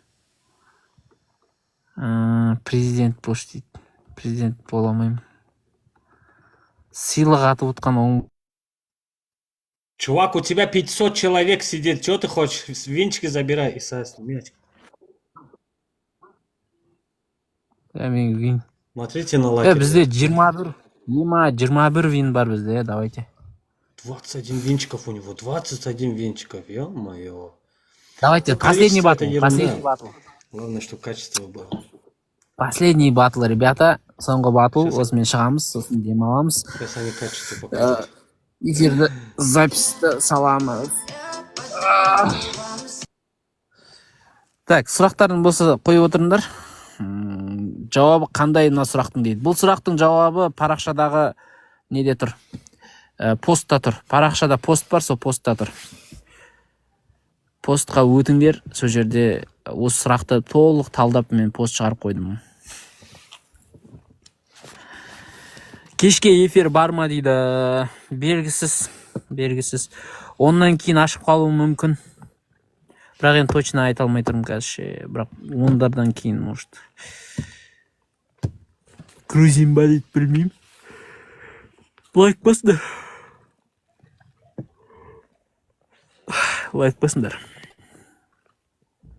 Манипуля.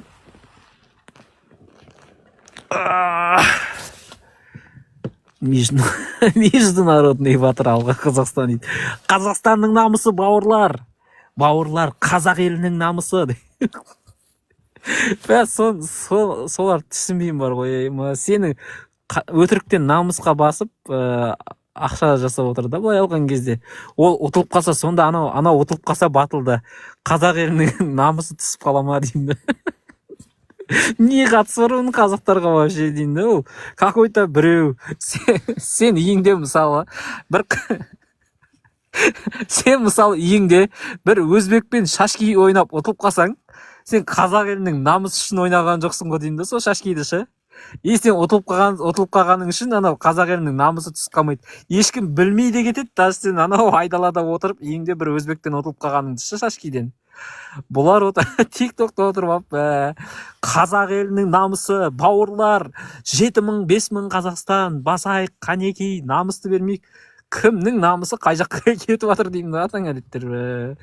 Күйдіресіңдер адамды вообще. Эмоциядан теуіп, патриотизмнен теуіп, адамдардың өтіріктен ақша жасайды да ше, нервқа тиіп. Юзер. Рахмет, ESG. Арман, рахмет, Арман. Алғыс.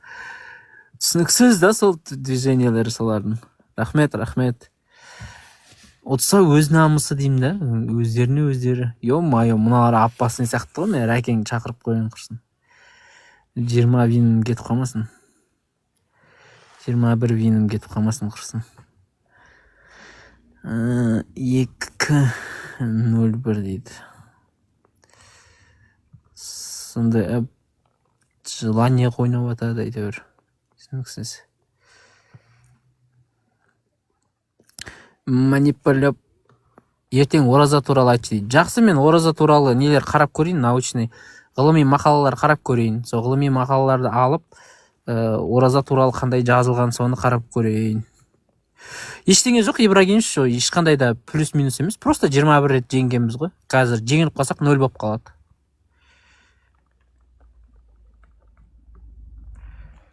Ешқандай да жоқ. 5x кетті. 1,5 минут бар еді, 5x кетті. 1 март ораза басталады дейді. Ақылдай сенде де бар ма не перчатка? Бүгін әулие Валентин күні екен. Әулие деп. Кімге әулие ол кісі білмеймін. Валентин болса Валентин шығар енді. Пончик атамыз роза кірмейді. Жрица, рахмет, жрица. 5x-ға роза кірмей қалады. Найманка, рахмет. Бүгін Каспий жұма болып отыр. 5x роза атпасаңдаршы дейді. Ораза ұстаймыз ба дейді. Өздерің біліңдер, ұстағыларың кезде ұстаңдар. Әркім өз шешеді ғой. Мен айтпаймын ешкімге. Ешкімге үйтпейт демейміз. Әркім өз шешеді. Йо-майо, тұман кетті. Кім тұман қойып сәт? Пончиктер кетті, пончиктер. Йо-майо, рахмет, Арман. Салют. Алғыс. Валентин. Атыңдар дейді. Ойба, 50 пончик кетті. 60 пончик. 70 пончик. Арман, айналайын, рахмет. 5x-ке кетіп жатыр ғой еще бәрі. Жрица, рахмет. Кизет, алғыс. Након. Ой, болды, жеңдік, рахмет. 7 винін алдық. Жақсы болды. Сізге, подаркілеріңізге бәріне алғыс. Қайт үйіңе, болды, үйге қайттым мен. Жақсы. Күндеріңіз сәтсіз өтсін. Барлық қолдаған, лайк басқан, комментарий жазған, подарка атқан барлығыңызға рахмет, алғыс. Аман болыңыздар. Келесі эфирде жолыққанша. Жақсы әңгіме болды. Эфирді ютубтан көресіздер ғой, ютубқа салып қоямыз. Давайте.